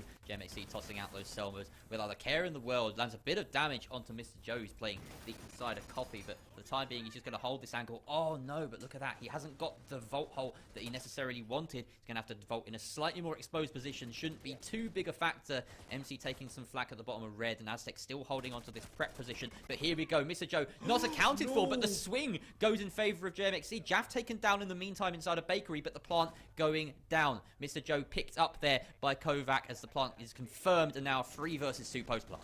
Yep, certainly is, and now it's down to 2 versus 2, but the quick refrag down just like that. APO round number 2, and again, Jerry, procedural, maturity, everything, all the superlatives for APO's attack can be brought out here, because the way that they're just dismantling their opponents is absolutely huge. And now we're going to see a reattempt of the kitchen site. So another thing I'm going to ask is maybe take MC off that position, actually get him into a more aggressive roaming position, and drop Atlantic back towards site. That alibi, obviously, that was 6th onto in the last round, maybe identifying towards APO that, well, it's going to be the exact same site. Yeah, this is clearly how they want to play it, but when you look at the last game, it was MC that was hot, and you want to, in that kind of position, be getting a frag or at least burning enough time. Either you stick Atlantic in that position and make sure that he can get those frags with a bit of extra support, or you swap the roles up maybe. For the time being, though, we're going to see an adjustment from the attack, as they're actually going to double down on their advantage. They know that there's going to be a roaming presence here, as the exact same operator lineup comes out from Alpha, and they bring the Jackal to deal with it. Now, that is a pretty hefty change. Yes. I don't know if I agree with it. Obviously, I think in that round, they lost Ionoob, they lost the sledge, which is a hard one to lose, especially on the kitchen attack, especially if you're roam clearing from top down, because essentially what you're doing there is the idea is so you can start hammering away, start causing problems. They did have GMXC with, I think it was breaching charges eventually. So that was fine, but if it could have been a lot harder for them. I think maybe they're thinking, well, they've got the shotgun on Jaff, on the Jackal, they can use smokes, etc. for burn. I don't know if that's necessarily the idea, but it seems to be that could be the idea. They've dropped the Finker for it as well, and you didn't see too much nade play in that round. You don't tend to see much nade play on a kitchen attack, so maybe they're just adjusting to that, knowing that they have to do that top down, and it arguably will get a bit more value. But this is what I wanted to see. I wanted to see Reich getting a little bit more aggressive here, holding into mining, it looks like, for the time being. I'm not too sure if Atlantic is still inside a reading, but I would expect him to at least be in that kind of realm with the alibi. And now you can see the drone play starting to come out here from Kovac. This is pretty standard stuff. This is like almost deja vu at this point, and looks like Reich has fallen back. This is a pretty clear middle floor, as we're discovering, as Kovac is discovering, getting a lot of mileage out of that Yana clone. Look how far it's come. No, it's especially, and I think the thing that was a worrying part I was going to say is no one's playing off that information, but they don't need it. The good thing is no one's actually being aggressive there, which is lucky for APO. But I like this adjustment from Alpha, because one thing is rather than like vertically roaming up through the floors, they're horizontally roaming and lurking in key positions, which is going to make this soft destruction much harder and shutting down key entry points. For instance, that VIP corridor, which can be so hard to dismantle. They've gone more passive now as well, with Atlantic falling back. So this is maybe the call. I wanted more aggression, but they've gone the opposite way, and we'll see how that works out. Of course, the trade-off here is that it leaves Ionoob in a position where he can wreak havoc on these floorboards. So really what you need from Aztec and all of these anchors is to spread out out is to evacuate the site, hold those power positions, bakery, hold VIP, make sure that you make it difficult to take, make sure you make the breaching difficult inside of Freezer, for instance, because that's clearly what JMXC, as the ace, has on his agenda, and don't give Ainu any sight of you, because he will pick you off if he gets a chance. With a pretty impressive first game, he is on fire at the moment, and he just wants to take a gunfight. Yep, certainly, and more. Look at the time, Jerry. I've just noticed exactly where we are. A minute left, and right now, if you're Alpha, you're thinking towards the execute. You're thinking of how you're going to posture yourself towards that. And I don't know if they've got an idea just yet, because there's still at least 2 to 3 players on this second floor, and nobody making an entryway. Already a gunfight being taken by Atlantic. Maybe some pressure being put in from that kind of booths area. But right now, again, time's slowly ticking down. APO putting themselves in a position that, well, could be absolute chaos and maybe give Alpha a round. No denial, at least in terms of utility for the defense, and they're losing guns now as Atlantic is taken out. First to die yet again, but he burnt so much more time. Aztec responds onto Jaff through that breach, I believe. Either way, 4 versus 4. You can see red hallway is now taken, but there's a flag. Look at that, MC, top left corner of your screen. Gets the long shot onto one of them. Aztec taken down in response inside a site. MC needs to dip back in. JMXC once again getting default plant down, but Mr. Joe's inside a coffee. They didn't account for it. 8 seconds left, and there's only MC. He finds one, but the FAMAS burns through the remaining 2. Kovac now has to stick the plant, but the timer hits 0, and MC is there to clean it up. What a rally from Team Alpha as they finally claim a defense. Absolute chaos, as we said, Jerry. The way that the round was just ticking away. I mean, APO just lost sight of the objective and what they needed to do and getting the plant down, which allowed these kind of, well, these off positions, these, well, I guess you'd call them rat positions, so much more power. I mean, the fact that they weren't able to clear it out, the fact they weren't able to throw utility into these positions allowed them to pop up, pop that down, almost like a whack-a-mole position, and well, it just left MC to, well, to kill that last player and just wait it out. The way that they were able to almost just, I guess, play patiently, and I think that's credit to Alpha's, well, strengths, but still APO have 3 more attempts at putting it towards an even scoreline at the end of this half, which would put them in a power position moving towards the defence. Yeah, and this is essentially their favoured map as we've played it, unless Alpha have really been keeping things quiet. But to be honest, the way we've seen their defences go, they haven't been consistent, they haven't looked sound for the most part. It's been very difficult, considering this is a map where realistically you should be taking the lion's share of the defenses, and now they are constantly adjusting, constantly trying to work out how to best APO, and realistically that's the best thing you can do if you're not as prepared. But we need to see that start to have effect, right? We need to see them start to take more rounds, snowball it. They were able to adjust to the style of APO's attack there, play more passive, play for that fraggy style at the very end, and eventually the timer wins it in a 1 versus 1. That is a good adjustment. Now they have a second chance at the top floor. What exactly went wrong in their last defense up here? Was it... I'm trying to remember. It seemed like it was just a gradual dismantling of the pieces. I can't fault any particular player on the side of Alpha when they defended here first. Maybe the early swing from Mr. Joe, a little bit over aggressive, but and when you, I suppose you look at the overall kind of flow of that round, it really was just sort of snowballing that man advantage, and he was where the buck started. Yep, certainly, but I mean, I don't think the buck stops with him, because the way that they were almost, how to put it, the way that they just kind of went through, APO went through their business, almost uncontested. That's the way it felt.